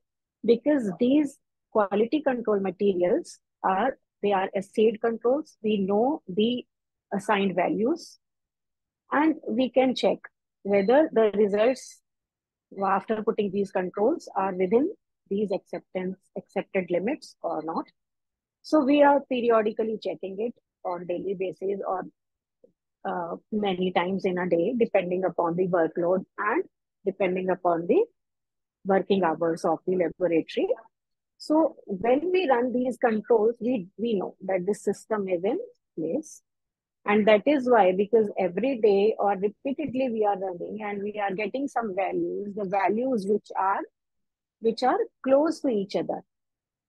That is why we say that internal controls tell us about the precision.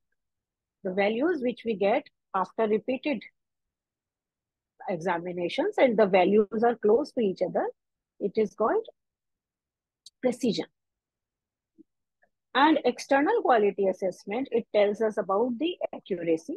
Why it is external? Because we are getting a quality control material from some proficiency testing provider. We do not have any assigned value before we process it.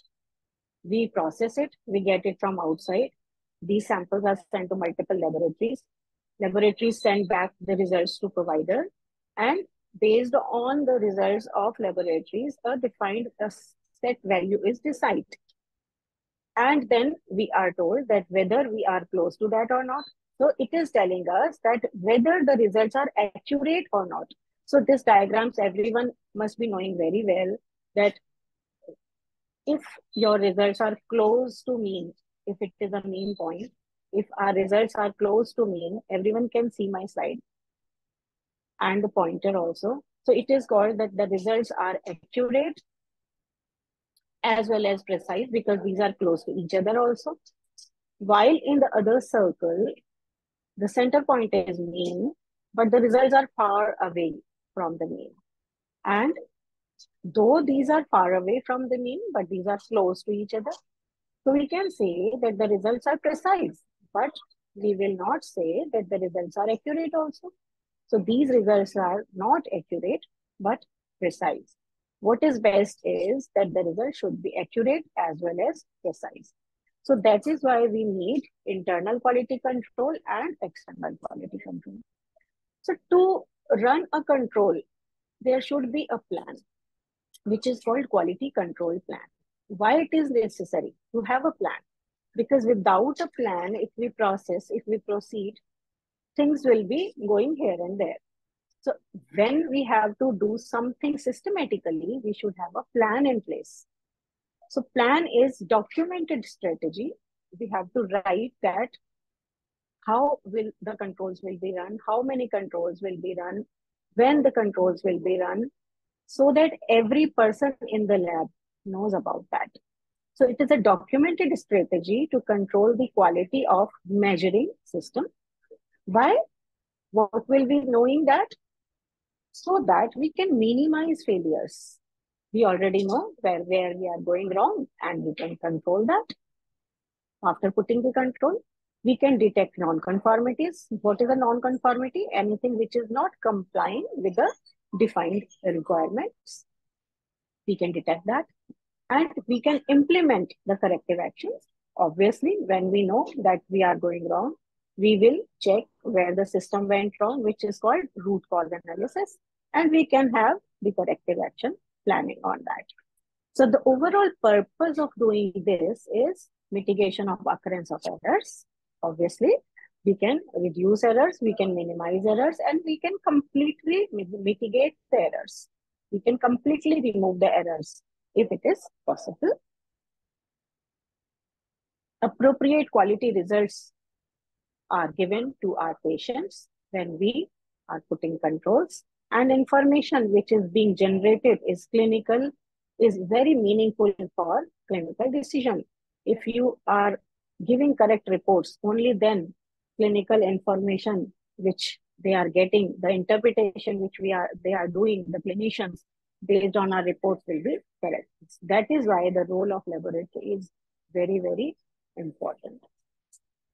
So why quality control plan is needed? It is needed for our continual improvement. So what is done in a plan?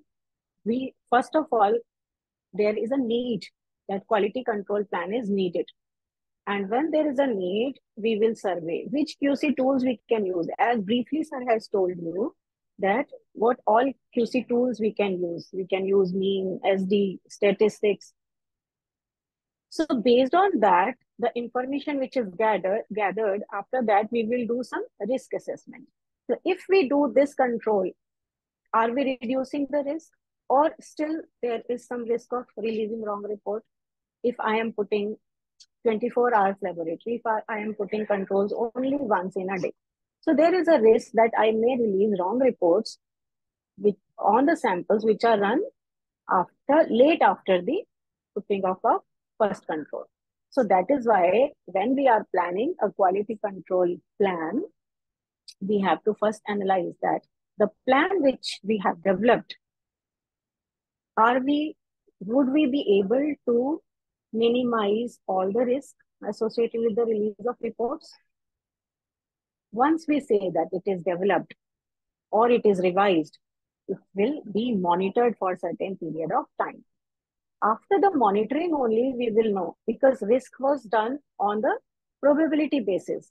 Now we have monitored. Now, once the things are monitored, we know that are we right or wrong. If we are okay, then go ahead with that. If we are not okay, again do some changes which was not acceptable, and then again monitoring. This is how a final quality control plan will be developed, and lab will be very confident on the reports.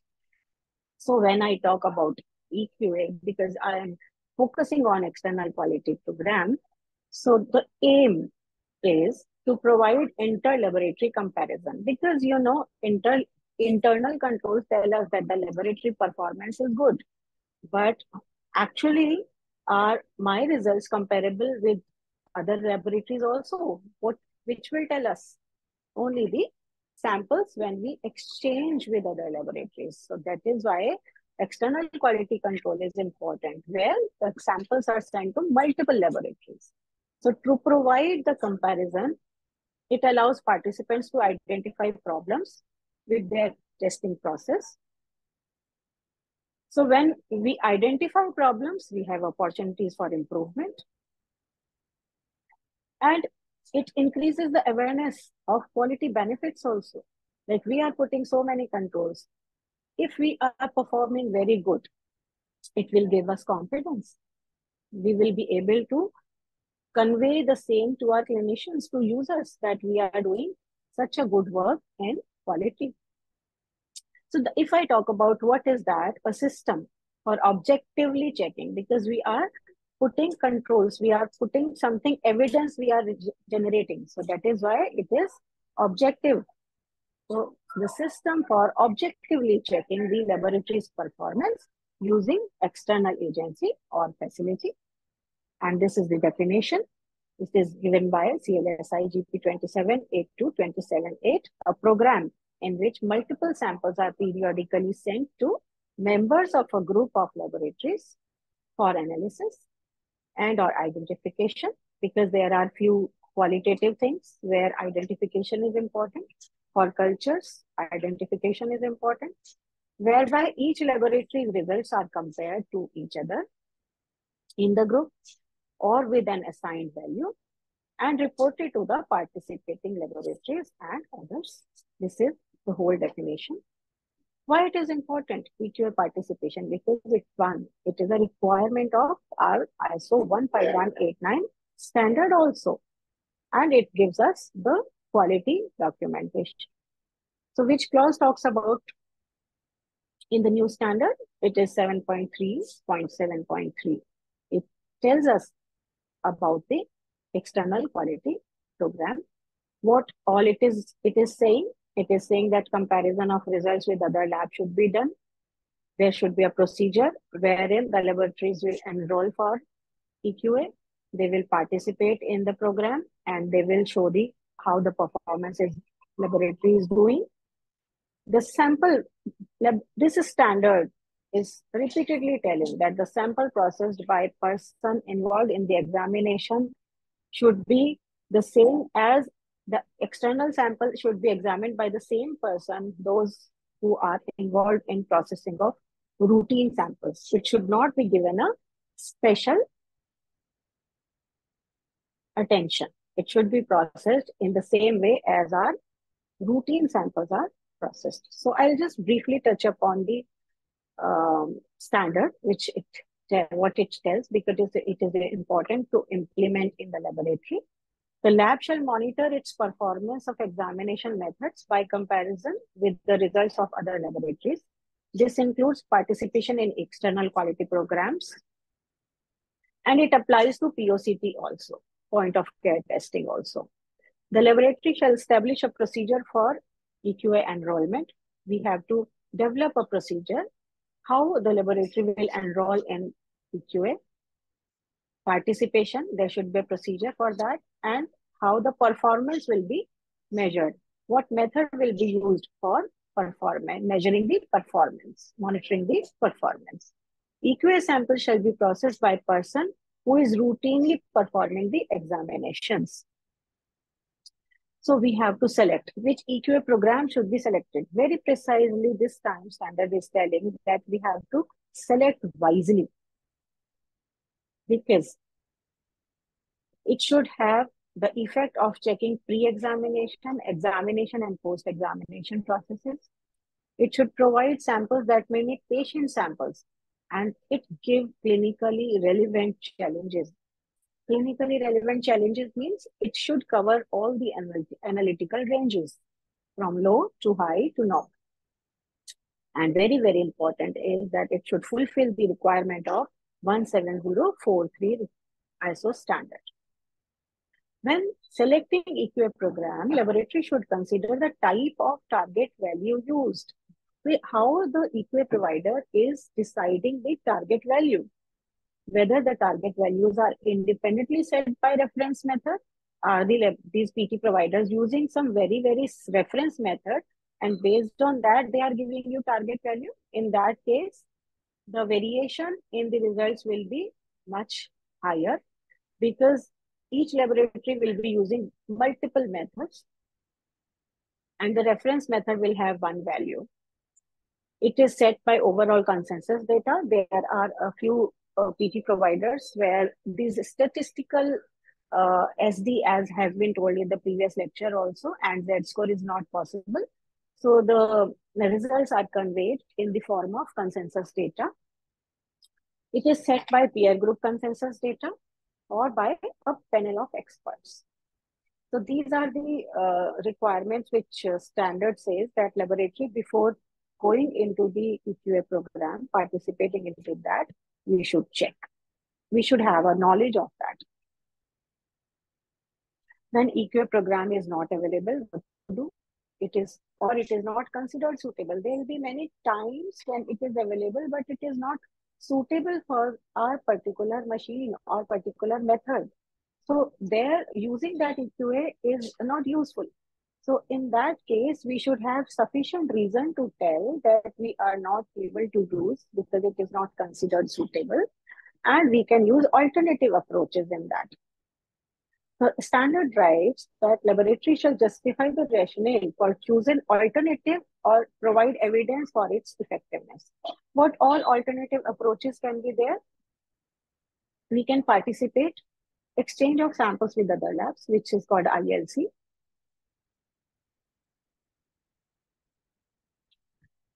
Inter-laboratory comparisons of results of examinations of identical IQC materials. Even IQC materials can be exchanged with other labs because we know the value of our internal quality control material, which can be sent as sample to other lab, and the values can be compared. The results can be compared and analyzed. And always remember, when you exchange these samples, set acceptability criteria also. After that is how you will know that the results are within that acceptable criteria or not.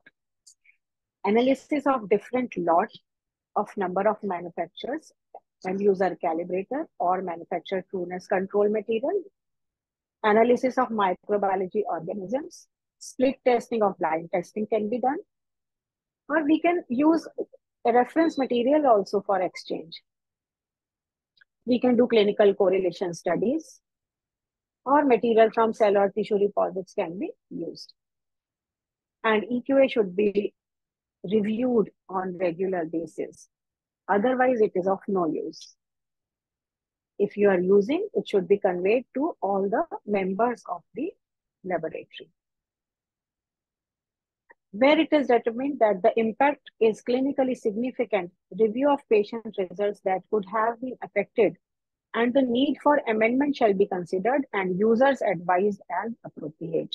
If you think that the quality control material, if the cost was falling outside the acceptance limit and the outside limit was clinically affecting, it was clinically significant and it could have some effect on patient samples also which you have reported, it should be communicated to the user. So when we say the selection of EQR program, what should be checked? As we have learned that pre-examination, examination and post-examination, everything should be covered when you are selecting the EQA program. All the EQA program material, the sample, it should mimic patient samples. Suppose you are selecting a program for your serum testing, biochemical testing or immunoassay testing, then your EQA material should mimic your serum material. If it is a coagulation study where plasma is being used, it should be a plasma sample. If a microbiology sample is there, there should be some culture specimen. You cannot put serum or other thing for culturing. So, and it should give adequate clinical challenges also. Always check whether the EQA provider is giving you all type of samples, normal and as well as abnormal. Only abnormal will not work and always normal will also not work. And it should fulfill the requirement of the standard 17043 and the EQA provider should be accredited by this. Qualities of ideal EQA material. It should be stable. When the sample is reaching to you, it should be reaching in a stable condition. If the sample which is being transported is unstable, when it reaches to you, will not give adequate result, correct result. It should be homogeneous. What do you understand by homogeneity? When EQA providers, they develop a QC material, the result which is getting from the pooled sera, it should be given same or similar by every user. So for that, homogeneity testing is being done. So you should know that EQA material which they are giving is homogeneous in all sense. The volume should be sufficient. The clinical relevant concentration should be there and it should be commutable.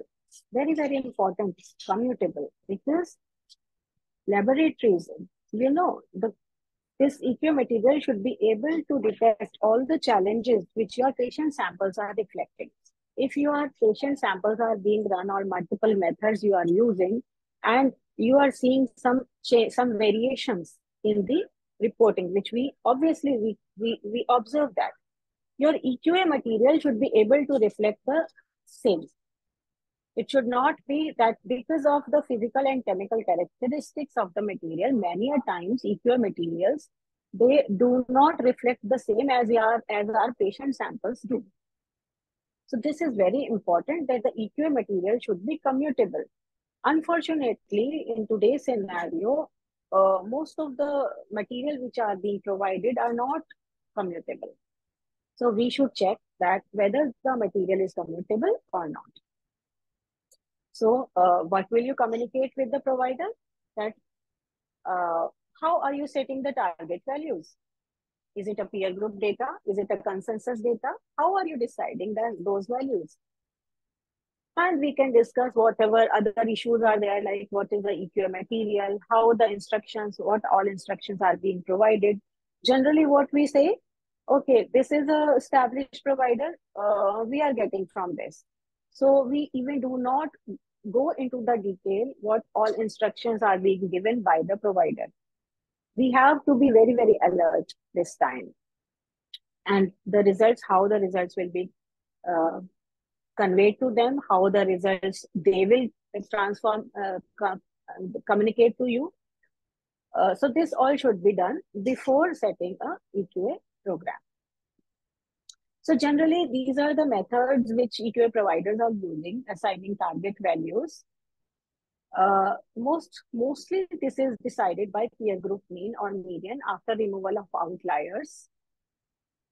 What happens is all the laboratories which are submitting the results to PT provider, they collect all the data and they divide depending upon the method used by the laboratory. They divide the data into peer groups. The peer groups are basically those groups which consist of same method they are using or same matrix of EQA sample they are using. So this is how peer group is defined, and because the same machine, same method, same examination methods will give you mostly the similar results, and different methods will give you different results. Uh, Although clinically same acceptable, but there will be variation in the results. So this is how they develop a peer group, and depending upon that peer group, they set the data and they calculate the mean and standard deviation, which has been told in the last lecture also. Uh, the standard deviation of this particular peer group will be given and your Z score will be calculated. Similarly, multiple peer groups will be there. But this is very important that the peer group, although are many, but the results should not have too much of variation. There should be a limit in the variation results. Because otherwise, if you say that the result of one peer group for glucose is 100 and the other peer group is having 150, what will happen to the patient results? The group which is giving 150 will give a result higher, much higher than the other group. So that is why we say the material should be commutable. The result should be in a limited variation. Uncertainty of the calculated assigned value would be larger in a peer group with few participants compared to a group with many participants. So if the peer group has more number of group is there, larger group, there will be more readings, and more readings will give you more statistically varied data, and there will be variation, a larger variation. So acceptance limit are decided by the statistical limits, which generally in the numerical parameters, it is Z score. Z score, if it is plus minus 2 standard deviation, 2 Z score, it is satisfactory. If it is between 2 to 3 plus or minus, it is questionable, it is a warning signal. And if it is more than 3, it is unsatisfactory. If two consecutive Z scores are more than 2, between 2 to 3, it is considered as not acceptable. And if it is more than 3, every time it will be not acceptable. So this has already been told to you. And the Z score calculation, which you know, is the lab result minus the assigned value, which is decided by the peer group mean and the standard deviation generated from that particular peer group data. So this is how our Z scores are calculated, and we are given a number, whether we are performing right or wrong. And if we are not performing good, we should do root cause analysis, and I will be just briefly touching upon that also. So this is a usual process for how the PT processing happens. The samples, the PT provider sends samples to the laboratory regularly. It is not a one-time process. The samples are sent if it is a quarterly program, you will receive 3 samples in a year. If it is a monthly program, every month you will be receiving samples. So it is a periodic activity. It is a regular activity. So laboratory, what it does, it analyzes. The results are returned back to the PT provider. PT provider evaluates the results and they prepare a performance report. This report is received by the laboratory, and laboratory, depending upon the performance, will take corrective actions if required. So very, very important, as we have told two things, laboratory 1 and laboratory 2, they should not discuss the results before submission. Okay, what is your result? What is my result? If not matching, we will rerun the samples or we will exchange the samples. Okay, I might have done something wrong. What will happen? This way you will not be able to detect true error in the system because you will be biased in that case. So analyze the PT sample in the same manner as your patient samples are being analyzed because, our final goal is to give correct report to patient. And if we are giving some special treatment and correcting the report of our PT, of our external quality program sample, but your patient results will be released in some other manner. So your results may not be that correct.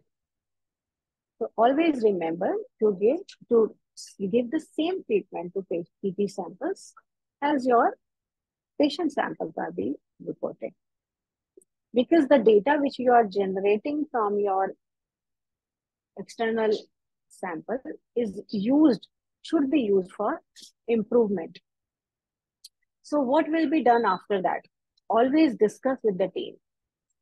How was the performance, which we usually miss. What we do, we generally get the result. We feel happy, okay, if we are good. If we are not good, we just do some correction and we just file the report. It should be discussed within the team, what the performance was, what all precautions should be taken next time. And maybe we need some further training, what went wrong, how better we can do next time. So it should be discussed with the team. And for root cause analysis, it is a very good flowchart, which I have taken from a paper, very good paper. We can message you later on in the group. So this helps us in doing root cause analysis. Many a times it was seen that under this paper you can go through that most of the times it was the transcription error which was responsible for the wrong results. So this beautifully describes this error in recording of test results from the instrument. Many a times what happens, because in running patient samples, many a times our samples are generally interfaced with the equipment and we do not type the results. So it was noted that there was error in recording the results from the instrument, which we can review the process. What action can be taken? We can review the process of test results recording. If there is error in reporting test results to EQA organization, although machine se we noted it down correct, but when we were submitting it, there was error during that time. So we can develop a method how this error can be minimized. We can have a review process of that one person will note down and the other person will submit the result, or before submission we can recheck the result. The other person can recheck the results. So we can develop a review process of that. Maybe sometimes mixing up of results, one result typed in other parameter. So this is how one by one we can rule out. These are few transcription error examples. Then this is pre-survey examples. Sometimes what happens is the provider also, the errors can happen at their end. So we can discuss with them. The EQA provider distributed by accident an inappropriate sample. Kuch galat sample may be sent to the user. Error in sample labeling may happen from EQA provider side. Error in packaging of sample. Error in distribution. So this is how we can communicate with them. There can be sample receiving or handling time. There can be some errors. Problem with the receipt of sample. Maybe it was to be distributed to some other department, but distributed to your department. Problem with the reconstitution of sample, which quite often it happens. And the instructions were not followed properly. So for this, we may need some further training of the part of our technicians. There may be some test performance related errors, change in the instruction of manufacturer. Maybe the kit which we were using earlier, now the kit is different and your technicians is trained to use the old kit only. Was there a problem with the equipment? Was there a problem with the reagent? Was there a problem with the test performance? Was there a problem with the internal quality control on that day? So this is how we can one by one rule out the what happened wrong. The statistical procedure used probably not appropriate for the distribution of tests. This is happening at the EQA provider side. Maybe there was even error in the assigned value, establishment of assigned value. So this has also happened, and this paper beautifully tells this. So one by one, we can rule out and we can go ahead. So what is important in the end? A very good record keeping. What all to be recorded is your results and your corrective actions. And always remember to record, to keep the raw data with you, which you have processed. So this will help you in further taking corrective actions, because then only root cause analysis will be successful if you have the raw data also. Always remember to have and make a file, separate file for raw data, so that you can retrieve the data within time.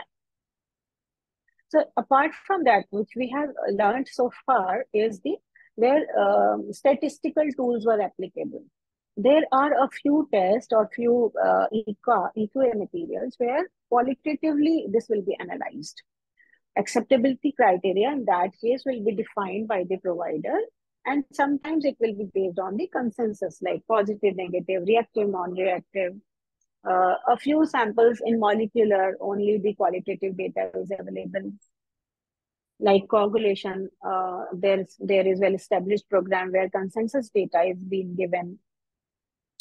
So we have learned from the standard also that if your parameter is not covered under a well-established EQA program in the country, you can do some other methods. You can use exchanging samples with other labs. You can do split testing. A sample within what we do in split testing is that a sample is distributed, is divided into 2 or 3 without knowing that the technician does not know which sample is being divided, and they do it blindly.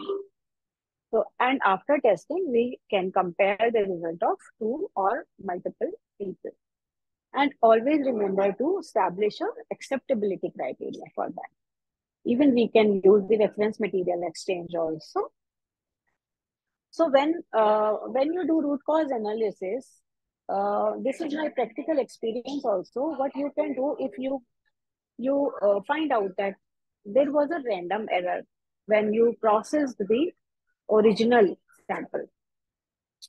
Always remember, make it a practice of storing your examined EQA sample. And always store according to the manufacturer guidelines. If it is to be stored in minus, always stored in minus. And you can even make small aliquots out of that.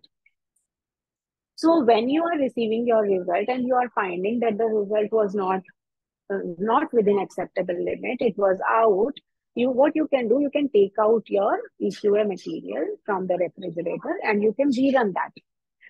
And if after rerunning you find that the result this time is okay, then at least you can finalize, you can think, yeah, okay, that it means there was some random error during that time, although my IQC was okay, and this time also the sample is okay. It means there must have gone something wrong that particular sample.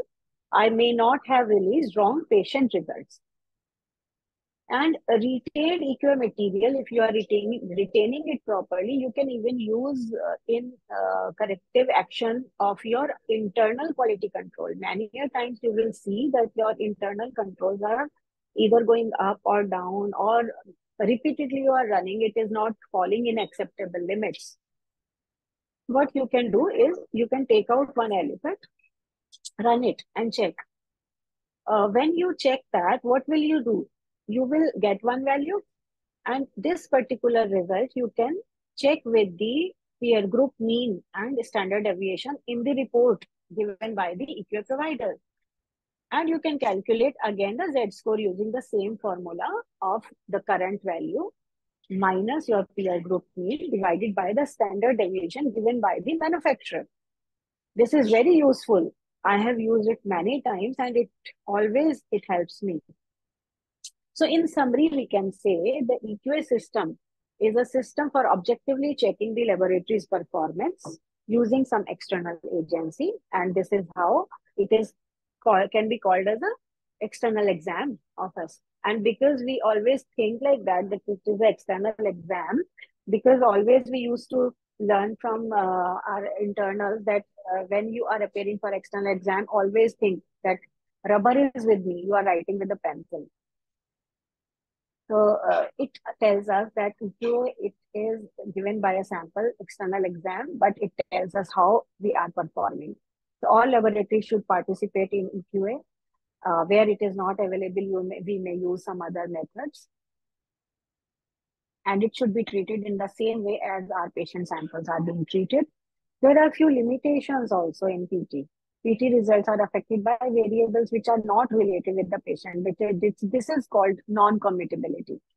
Because patient samples, many a times we say our patient results are okay, but PT results are not okay. So this is a limitation because it is a chemical material which is made by mixing of multiple specimen, and sometimes hiking is also done to increase or decrease the value. So many other factors are playing into that, which our patient samples are not having that challenges. PT will not detect all the problems in the laboratory. Obviously, majorly it will detect the analytical problems. And PT may not detect problems with pre-examination and post-examination processes. So these are the key messages which we can gather, that EQA is a valuable resource, make best possible use. Like I have told multiple other uses that EQA should not be punitive. If someone has done something wrong, it should not be punishable. EQA should be viewed as an educational tool. EQA can help direct improvement efforts, and it is a critical element of quality management system. So hence I can say, I may not be there yet, but I am closer than what I was yesterday. Even a one step can make all the difference. So small journey, little steps, but we can go far ahead using this. So thank you so much for the patient listening.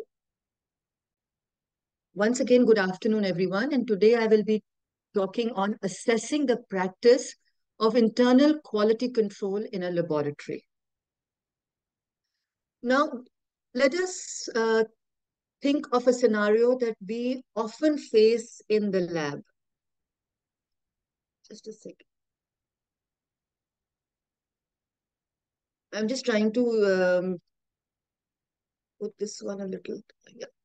So we have a scenario which we often face in the lab. While we are trying to release reports, we may come across report, for example, a serum potassium, which in a patient is 2.8 millimoles per liter. Now, what is the first question that crosses our mind? Is this a correct value or is this not a correct value? Now, 2.8 could be due to the patient's condition, or is it because of some problem which we have faced in our lab? Either with the control or with the reagent or with the calibrator or with the environmental conditions or a machine, there could be n number of possibilities in the lab. And we from our end want to make sure that we do not release a report when there is a problem in the lab.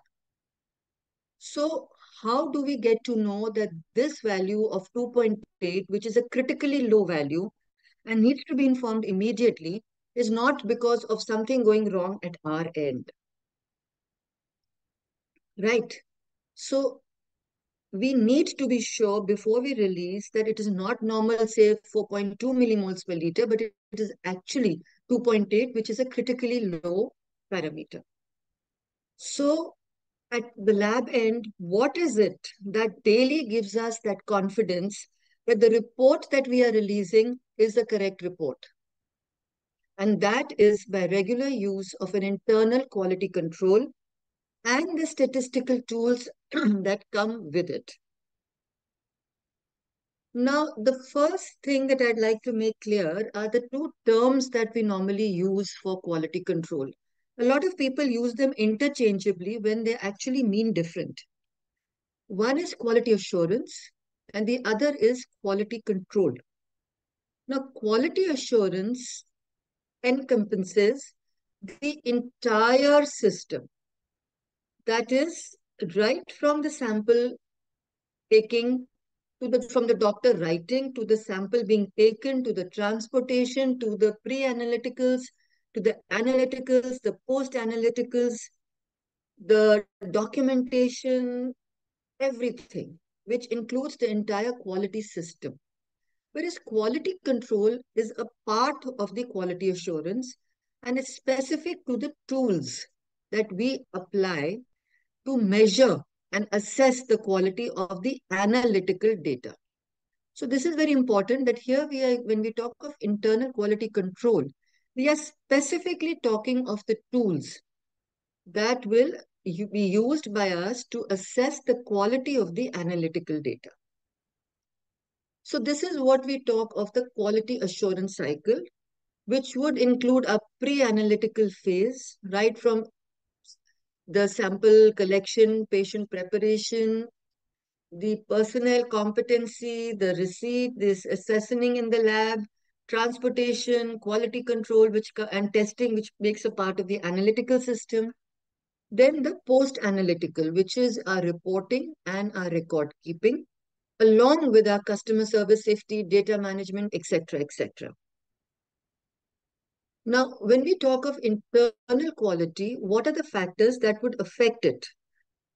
There are a lot of factors which are outside the lab, starting with the doctor, the patient, the requisition, preparation, handling, etc.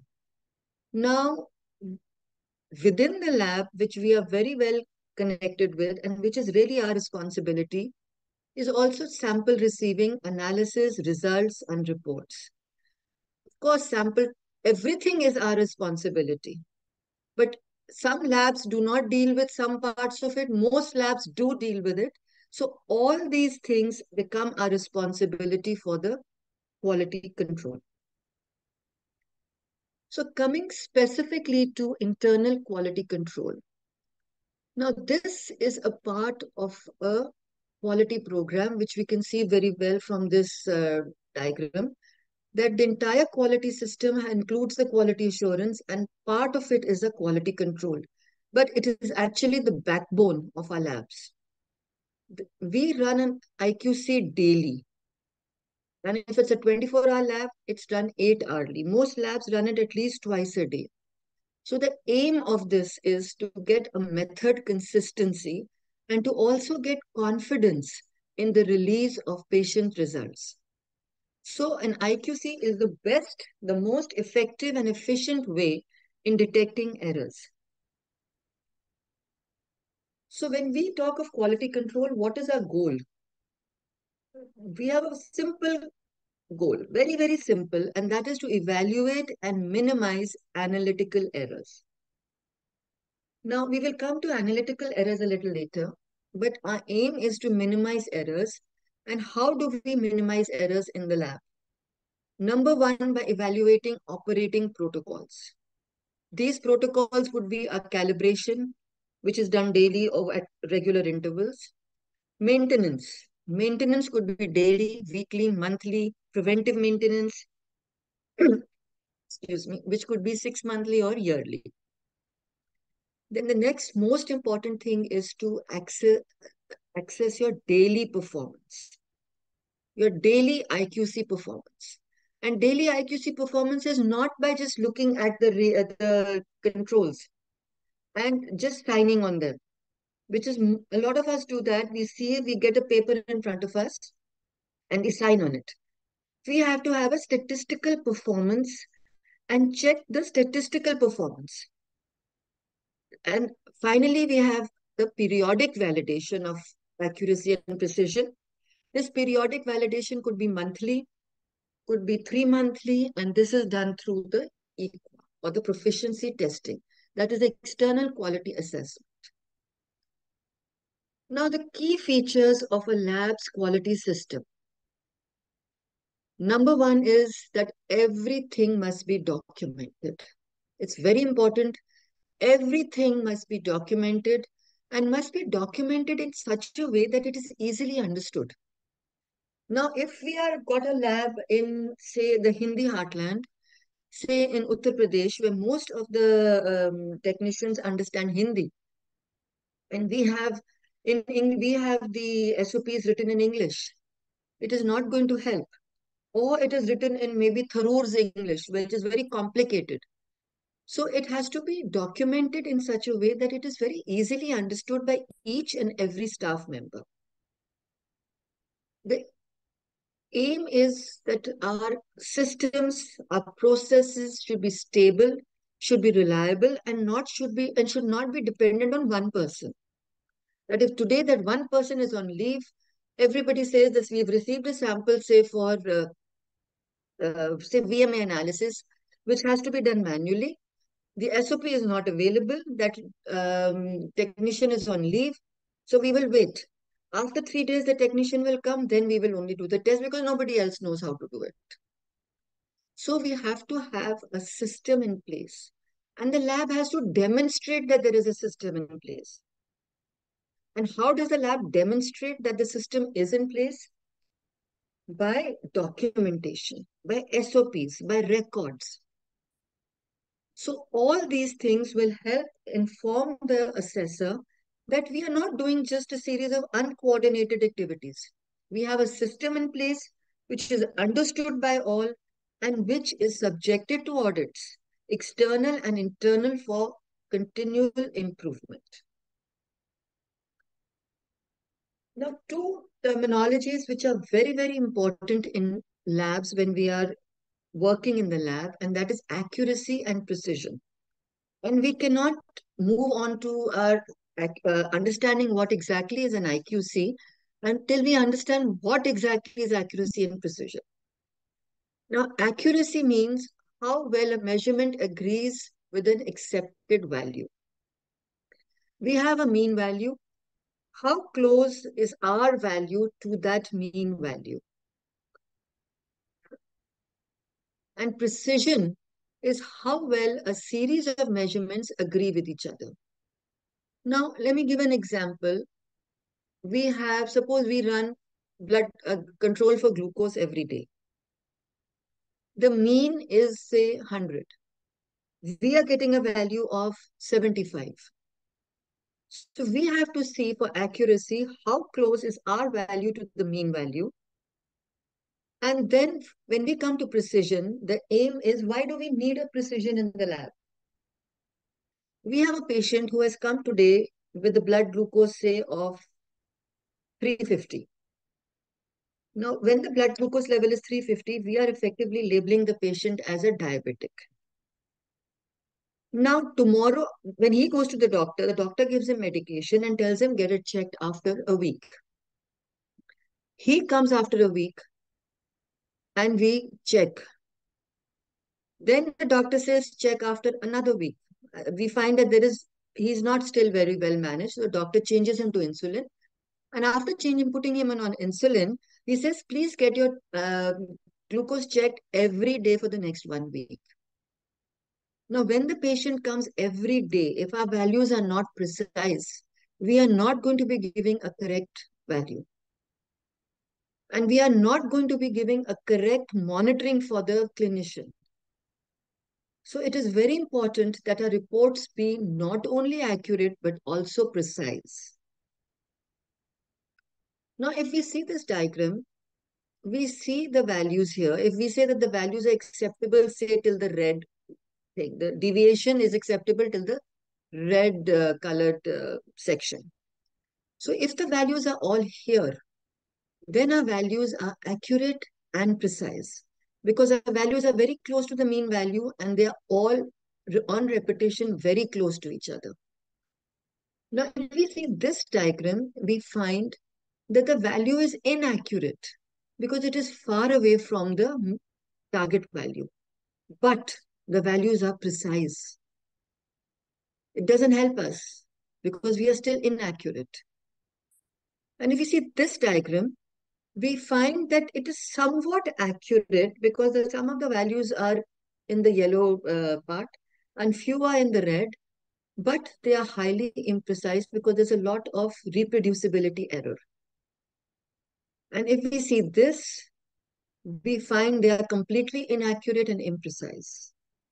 So what we are striving for in our lab is this, accurate and precise. So the ideal QC scenario in the lab should be that when we run our controls should be as close to the mean as possible. And the accepted is it should be within plus minus 2 ST. That is, the variation should be either in the plus, that is upward, or in the downward direction, but within 2 standard deviation. Now, standard deviation and mean today morning very well explained by Dr. Neeraj. So I hope you all know that, and I'm not going into details about that. But standard deviation basically tells you how much your result is deviating from the mean. And this, what we normally take in the lab is about plus minus 2 ST. So ideal situation would be this. And as we all know in the lab, we've all seen that the ideal situation does not happen very often. Then there could be a scenario where the value could be imprecise. Imprecise means there is a huge amount of scatter. Precision is not good. So there is some error that is there in our system. Inaccuracy. That we may sometimes when we are seeing our LJ charts, we might see a trend or a shift. So that will show that we have a QC scenario of inaccuracy. Or there could be a random error, that there is no pattern. Sometimes it is coming normal, sometimes it is coming very far, there is some error which we cannot, it's not showing any pattern. So when we are running a quality control, these are the 4 scenarios that we normally see in the lab. So we have to start with a QC program. We have to make a plan as to how do we move with the quality control program in the lab. So number one, which is very, very important, and we always stress, is the documentation. That we have to have our policies and procedures written. That if the control is within 2 SD, how do we proceed? If it is within 2 to 3, how do we proceed? If it is beyond 3, how do we proceed? How is the technician going to handle the out of control situations? Then assign responsibility. We have seen that when we leave any task for anybody, that it is to be done, nobody takes the responsibility. So it is very important to know who is going to run the daily control, who is going to check the daily control, who is going to review it, who is going to see their LJ charts, when are they going to see it, and how are they going to monitor. And for all this, we have to train our staff. Unless our staff knows exactly what is out, how it's a very common saying which all of us have been taught in our MBBS days, that what the mind does not know, the eye does not see. If they do not even know that this is an out of control situation, that if something is going beyond 2 SD, is it a rejection or is it a warning? They will just keep repeating the controls and wasting the reagents and controls. Then what kind of control materials to buy? The control material controls also have certain specifications that they have to be as close to the matrix that we are testing, should be close to the clinical decision levels. Then what are the levels that we want? Level 1, 2, 3. Are the values, it's very important to check, are the values close to the medical decision levels or not? Is it sufficiently covering the lower level, the normal levels, the upper levels or not? Or are you finding that the levels are all towards, like this has happened with us once. We had taken a control and we found that the controls for level 1, 2, and 3 were only overlapping values of low, very low, which were not clinically significant, low, and the normal. The high levels were not covered in that. Then how to collect the data, how to set target values, how do we set the mean, how do we calculate the standard deviation, how do we make Levy-Jennings charts? These days, it's pretty simple now because most of the new auto analyzers, they do make the Levy-Jennings charts, or we have middlewares, and we also have these Unity softwares, plus of course the Excel systems. How to be plotting the data, how to troubleshoot these charts, and what are the corrective actions to be taken. And then again, we come back to the simple thing of documentation. Because it's very, very simple. What is not documented is not done. So this should be a mantra for all of us, that what is not documented is not done. Now, every QC program will definitely face certain challenges. It's not going to be a cakewalk. It's not going to be so easy that we have decided that we are going to run a QC program, everything moves smoothly. No. What is our quality requirement? What are our targets going to be? Where do you take the accuracy from? How do you make your own lab mean? What is bias? What is total error? Where do we take all these from? How do we design a QC system? Do we run one level? Do we run two levels? What is the frequency of the level? How do we address the out of control situation? What are the rules to check? Now, if we have to be very clear on what are the appropriate rules for us. If we try and put every possible rules, we'll never move ahead. And we cannot also keep repeating our controls, our tests. We cannot even stop our tests for very long. So how do we move ahead? How do we document the outliers? And how do we coordinate our IQC and the EQA activities? Because if we are doing our internal quality control, after a month, we are going to get a report for external quality assurance. How do we connect the two? How do we coordinate for troubleshooting that what is happening to both? So these are the most common challenges that we normally face in the lab. Now, how is the IQC data monitored? Usually what happens is that a technical staff will come and bring the printout to the consultant, who is very busy because he has about 1,000 odd reports to be released. And a lot of printouts today from the machine will not give a range. They will only give the value of the control that is run. So you see that there is a range. It has not been flagged at all in the printout. And you sign out there and say, yes, today's control is N. At the end of the month, when you take a look at the LJ chart, you will find that there is a shift, which is going and becoming a trend. And it has gone out. And if this had been seen at the beginning, maybe you would have been able to catch this error in time. So it is very important that we plot the control values and monitor regularly, not wait for it to happen at the end of the month. Monitor at regular intervals to see the precision and the accuracy of the repeated measurements. So if we are running our control values and we are seeing something here, and then we suddenly seeing that there is, if we were seeing at the end of the month, we would have come and seen here, and we would have missed this happening here. But if we had checked regularly and monitored, we would have seen that right here, there is a shift. It has gone here. And then it's shifting and going up here, slowly, slowly here. So this was the time to pick it up and catch that what is the error? Has anything changed around this time? So it is very important that we review charts at defined intervals, take the necessary action, document the action here, and prevent a situation like this happening.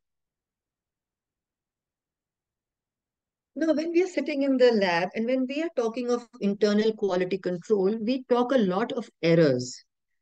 We have to stop errors, we have to address these errors, and how will we address these errors?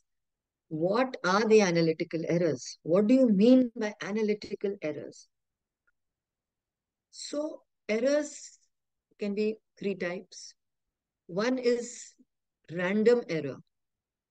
Then we have systematic errors. Random errors usually talk of imprecision. Systematic errors are the ones that tell us about inaccuracy, whether there is a shift or a trend away from the lab mean. And third, of course, are major blunders, which are just blunders and cannot be explained by anything.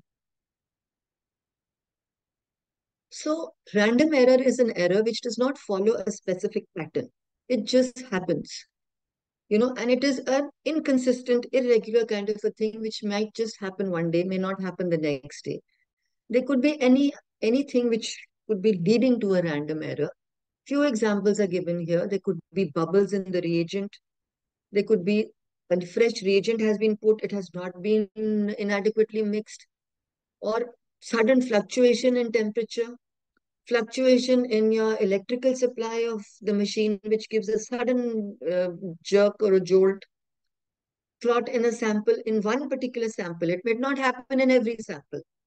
Transcriptional error or an incorrect reconstitution of a QC material. All these are random errors which do not show a specific pattern. Whereas we have something called as a systematic error. Systematic error may be due to, they will show a shift or a trend. That is, they will show a specific pattern that is happening. And that would be due to some error in your system, in the process. That could be, for example, change in a reagent lot or a calibrator lot.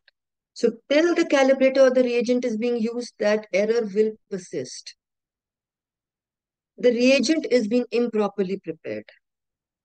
Now here what it is, that there is, the SOP was not there, the documentation was not there, the technician who normally prepares reagents was on leave, somebody else did in their place, and the reagent was reconstituted with, instead of 5 ml, they did it with 4.5 ml.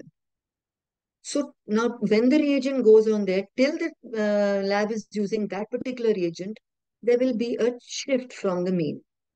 If there is deterioration of the reagents or calibrators or control, storage, that every night they are being stored in a fridge which is not maintaining the adequate temperature.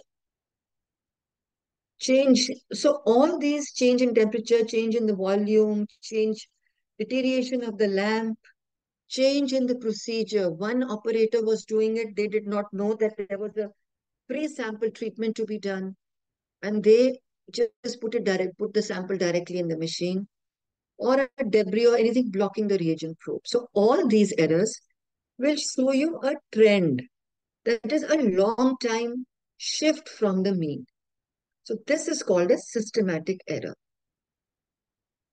So a random error would be an inconsistent change, which would lead to a change in precision, a scattered SD, whereas a systematic error would be a consistent change and would lead to a bias and would be due to a specific cause. Now, why do we need to understand the errors? Why it's so important to realize that there is an error in the lab? What kind of error is it? Is it random or is it systematic? And how do we determine that this particular error is a systematic error or a random error? Because we are getting a control that is out. Just by looking at a control that is out or looking at a patient sample which is not correlating with previous samples, you can't say that what is the cause of the error. Is this a random error or is it a systematic error? So how do we find out that these errors are random or systematic? For that, Mr. Westgard came to our help, came to our rescue, and he designed certain rules, which are called the Westgard rules. And these Westgard rules help us to detect errors. And by detecting errors, it also helps to reduce cost while maintaining quality and helps to reduce false rejection without compromising on quality. So what are these Westgard rules? Now, what he has done is he has designed a whole lot of rules. There are a lot of rules. Now, we have to see in our lab, as per our situation, what are the rules we are going to follow and how, and document it. So there are different rules that have been given out. Like number one rule is a 1-3S rule. 1-3S rule says that there is one value of the control which is beyond 3SD and which needs to be rejected. So this will flag your precision because your mean is here and your value is far away from the mean. So if you go and check the LJ chart immediately, once the control is out, you see that the patient results are not correlating. You check the control and you find that the control is out. So then if you go on to the Westgard LJ chart, and LJ chart, you see that here the value is on 3SD. So at once you get to know that this is precision which is being flagged. And so it may be a random error. Let's check what it is. Because up till now we were within 2SD. Similarly, there is a rule which is called the 2-2S rule, where two consecutive controls are being out beyond 2SD. 2SD, two consecutive controls. They could be minus 2SD or plus 2SD, beyond these 2SD rules. So these two will uh, tell you how to flag the precision. Here is another one that flags precision, which is R4S rule.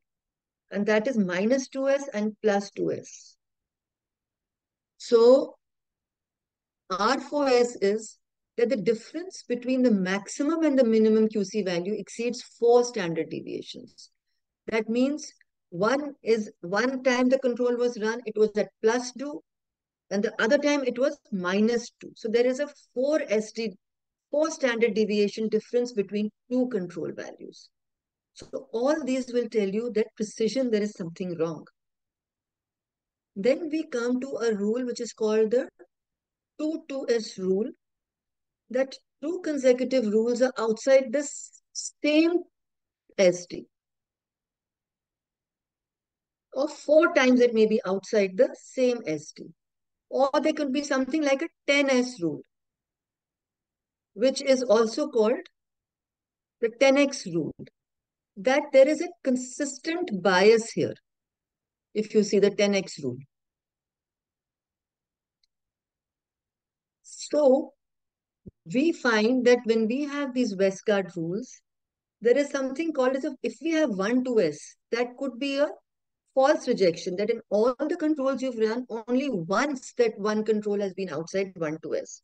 So that may just be as a warning rule. Whereas if we have 1-3S and R4S, then these are random errors. And if we have something called a systematic error, that will be 2-2S, 4-1S, or 10X.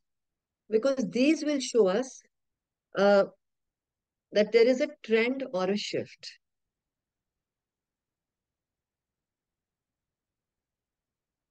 So this is very important. This is how, when we see the error, we can get to know that this is a random error or this is a systematic error. So when we see the errors, it's a lot of problem and we have to fix it and fix it soon. We have to fix it immediately before we release reports. So when we see a control and it is out of our defined values, what do we do? 3 possibilities. Either we ignore and continue testing, which is not a good idea, which is not a good thing to do. Repeat the controls and keep repeating them till they are within range. And third is to, which is the right way, is to stop testing and investigate the cause. Now, I would agree that there is no perfect way to troubleshoot. So, what do we do? Normally, the reaction of most of our technical staff would be just to rerun the control or to control is still out, let's recalibrate. Now, it may still lead to a control out. And after recalibration, if it's still out, you are stuck with another error. Now, what to do? So, we have to stop our three bad habits. That is, repeat the control, try a new control, and recalibrate. And develop certain good habits. And that good habit mainly is to find out and solve our problems.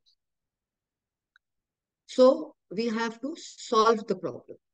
One is quickly go to check your control again, check the LG chart and see, is it a random error or is it a systematic error? If it is a random error, what could be the reason? If it's a systematic error, what could be the reason? So good habit two would be to relate the type of error to the cause and then see if any recent changes have taken place and that is why this has happened.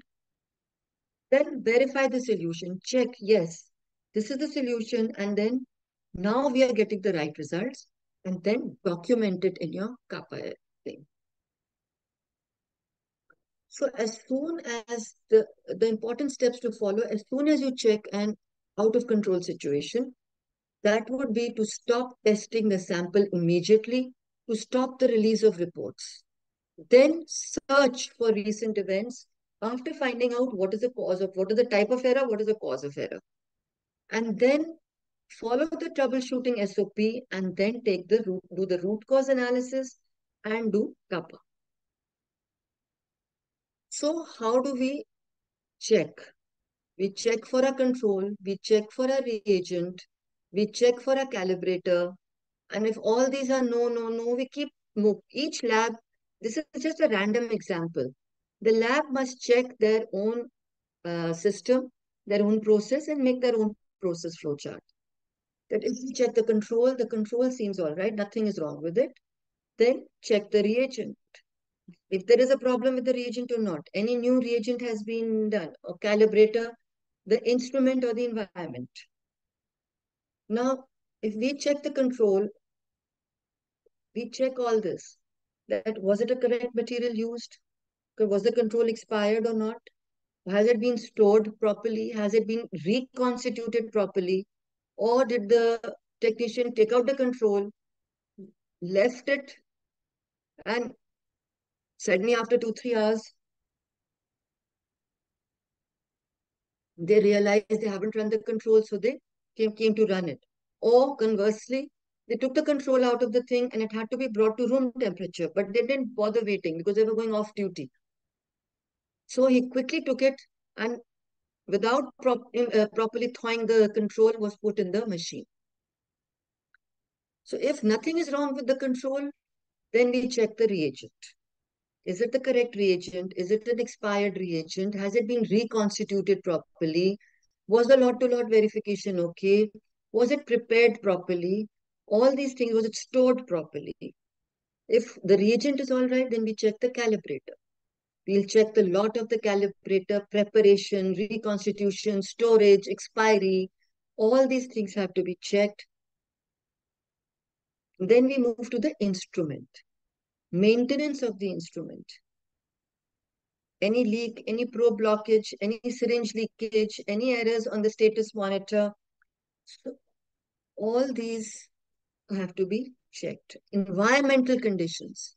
So I'm sure one of these you will find out that one of these is there. If nothing is available, then of course you can't pinpoint anything and it's only a one-time error, then it could be a random error. So let's take a few examples. Now, I'm going to give you an example that an IQC aliquot was taken out from the freezer by the night technician and kept in the analyzer to run without thawing and mixing, the example I just gave. And then they suddenly saw the time is up and he has to go. So he quickly picked up the bag and left. The morning technician came 5 minutes later. He did not meet the night technician and he said, okay, let me check. The control has been put. Let me run. The values came much lower or the values came much higher. Why? Because there is improper mixing of the control. It had been frozen. We do not know whether the thawing had left any kind of water on top and the control there. It has to be properly thawed and properly mixed and then put in the machine. So it resulted in an IQC which was not correct, not accurate at all. So this is the example that you see a specific pattern in the IQC.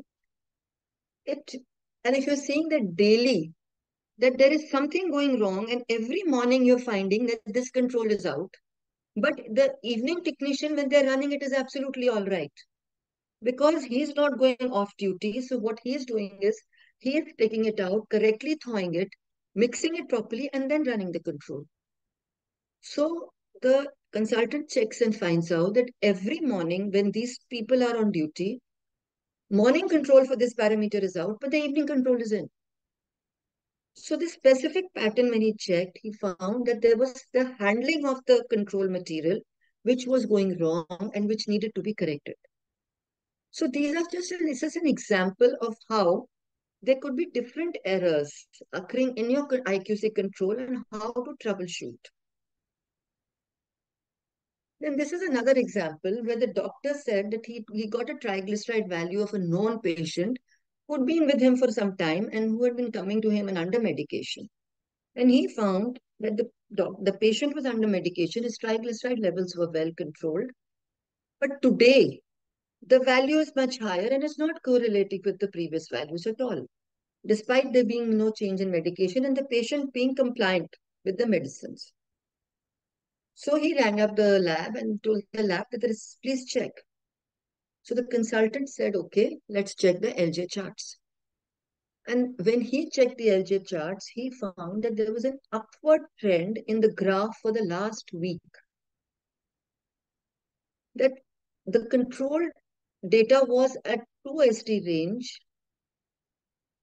Before this, the trend was that it was occurring within the 1 ST range, that the control range was within 1 ST, very close to the mean. But today when he checked, he found that it was at 2 ST, plus 2 ST. That is why the values were going higher side.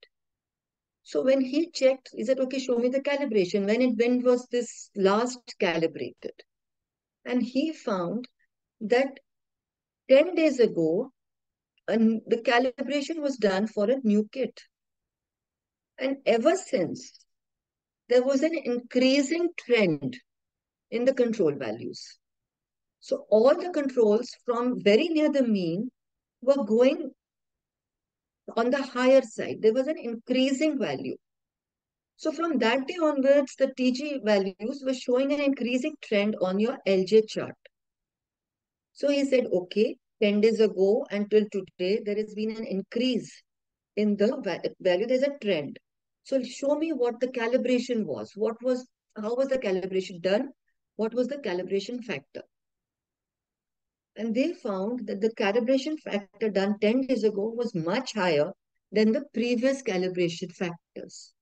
And that is why the results were coming on the higher side. So it was noticed, then the consultant said, who's checking it? Who's monitoring it? And it was found that the lab staff was only looking at the printout, which was showing the control value of that day. So they would see the control value there and they would say that, yes, today's value, there is no error flag next to it. They didn't check the range. They just saw that there is a value, there is no error flag to it, so it is fine, and then keep running the controls. But if they had been checking the LJ chart at regular intervals, they would have noticed that there is a trend. Since the last 10 days, there was a trend, and today the values have reached 2 ST. So the lesson we learn here is that proper validation of LJ charts at regular intervals, proper monitoring and reviewing of LJ charts at regular intervals will help us to identify the errors earlier and will prevent a clinician calling the lab and telling the lab that, listen, your results are not right, which is something we all want to avoid. Now I'll talk about a third scenario. This scenario was that lot to lot verification was done. There were two new lots of creatinine reagents were there. So they were analyzed and two IQC aliquots were taken for them to check the controls. When the controls were checked, both were coming all right. So a lot to lot comparison was performed. And then 20, I mean, these people did 20 patient sample. Not every lab does it, but a particular lab ran 20 patient sample, even if two are run. They found that the mean for lot B was 1.73 and lot A was 1.5. And they were both within the range which the lab had put. But so when the IQC was checked, it was all coming all right. But when they did the percent difference, they found that the difference was coming to 15, whereas their acceptance value they had put at 10%. So this is another scenario where just looking at the control without seeing how close it is to the mean, without checking for accuracy and precision, sometimes there could also be a failure of the IQC. So this significant reagent lot shift could be due to any reason, could be a, a problem in the transportation of the reagent, a storage of the reagent. Maybe the company had changed the preservative or something. So I'm just giving an example of another scenario where if you're just looking at the range without checking whether there is what an error it is, whether there's a shift or a trend, could also lead to an error being missed. Now, these are just some examples of LJ charts. Now, in the morning lecture, Dr. Neeraj Jain had also told us about the LJ charts. So this is just an example of a chart, which is a very good LJ chart, where is the mean, this is the mean, this is the SD, one SD range. These are two SD ranges. And these are three SD ranges. So normally it is that the lab has defined that 2 SD is what we will take as within run, and anything beyond 2 SD is a rejection. So here is what the LJ chart shows us. It will tell you the date and it will tell us the time. It gives us the result. It gives you the reagent lot number and it gives the LJ chart, which has been the control, how close it has been to the mean. So we find here that this is a very good one where there is very close to the mean, where there is a variation which is equal, sometimes on the left, sometimes on the right, plus minus is happening at regular intervals. And here we find that it's been one control run daily and the control is doing very well. It is very stable. So this is a LJ chart, which is where the analyte is performing well. Now we come to another LJ chart, which is also, well, quite all right, because there is a variation on both sides and it's close to the mean. Now here we have an LJ chart where we find that all the values are on one side of the mean. Lucky for the lab that they're within 1 SD, but there is a bias. There is a shift from this side to this side. Here is a shift. So the lab needs to check what is wrong here. What is in this thing that is giving this bias? Here again is an LJ chart where they are all on one side, very close to the mean. Then there is one, but only to 1 SD, but there is. So we have to check here whether the bias is clinically significant or not. Now this is one LJ chart which is showing a lot of variations. You are getting a flag here. There is one on 1 SD, then there is a one on 2 SD, then it comes here. then here, then again here. So here there is something that has happened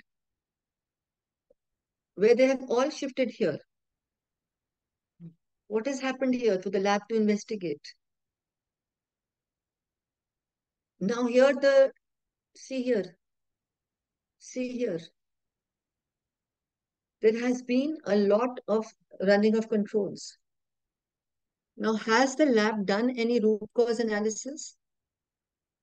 That if it has shifted here, why has there been such a sudden shift here? And then it has been on this side only. Here, I'll give you another example where there is all the values are on the plus 1 to 2 ST here, coming here, here, here, here. And then suddenly here, what has happened which has made this shift here? And then this trend is towards the lower side, minus 1 ST. Again, check how many times has the lab run the controls? What have they done? Have they done something here? Because 17th they ran, the control was out, and then what has been done to run it again, and after which this shift has happened. Here is another example where they're completely out here. So this is not a very precise or an accurate one here. This is a horrifying LJ chart actually. This is the nightmare of all of us in the lab. How now please see here what the technician has done. On 5th, he has run the control here, which has come absolutely here. Then it is like an R4S beyond even that shift, shifted right here. Then he has run the control again on 5th and here. Now here something was done then, and the trend starts again, comes near to 1 ST, comes here again and comes here. So this is what the lab has to investigate, that what was done. Was the reagent changed here? Was the calibration done? Was the control changed? If there was any change, what was the reason for the change and what was the root cause that was happening? Because once it was done here, again the control is out here. So here there is something wrong with the methodology or the reagent. So this requires a proper root cause analysis.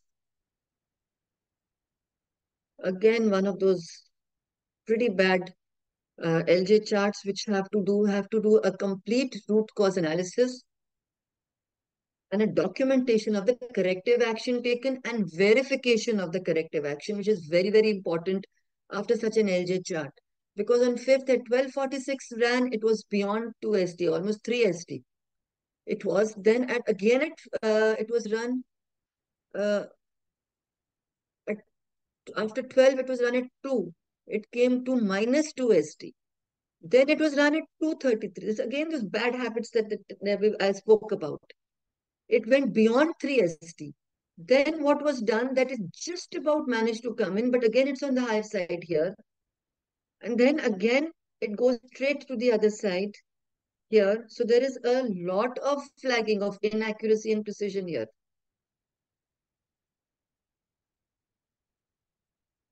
Again, LJ chart, which is pretty horrifying. Total lack of accuracy here. Now, sometimes what happens is that we are using a very small analyzer, a semi-auto analyzer, or a machine for, say, A1C, where the machine does not give an LJ chart. What do we do in those circumstances? Easiest way is to put the values in Excel and plot it ourselves manually, so that at least we get to know the idea of how our control and how our IQC is performing. So we can make the mean here, we can make 1 SD, 2 SD values here, plot them on Excel and get a perfect graph. So here we have the date, we have here the values, and we know exactly how our analyte has been performing daily. And we also get to know when it is out here or here. and what corrective action was taken or not taken. Now, there is something known as a total allowable error, which most of us are not doing right now, but it is what is going to be the future, in which we define the total allowable error that is given already by these Nichols, Carmen, or CLIA, or other regulatory bodies, and calculate the sigma. Sigma is calculated by total allowable error minus bias upon CV. And once we calculate the sigma, we follow these rules.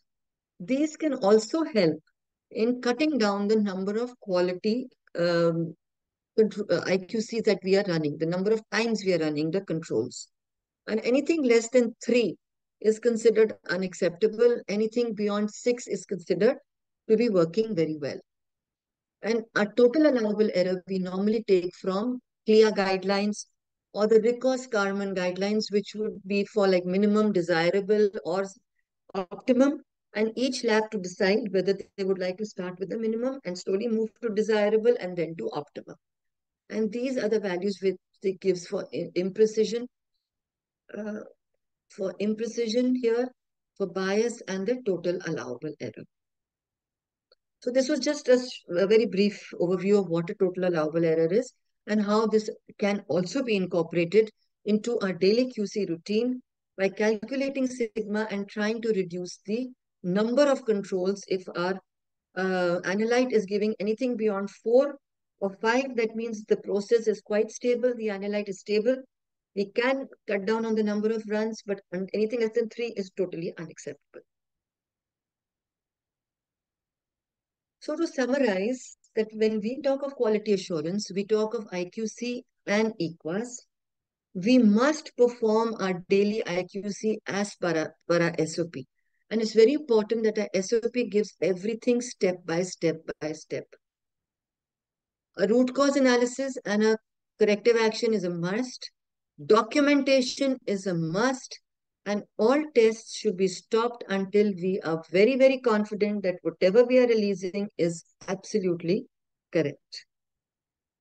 So our take-home message is that our laboratory investigations are one of the major contributors to most clinical decisions. Who decides that a patient is diabetic? We people. Who decides that there is an acute kidney injury? We people. Who decides whether a patient is in actually a myocardial infarction or not? So it is our investigations which help to make the clinical decision. And internal quality control is one statistical way, a very objective way to evaluate our analytical process. And hence, it gives us confidence in our lab results, helps us to tell the clinician that yes, we are correct, and gives credibility to the laboratory. So thank you very much for your patient listening.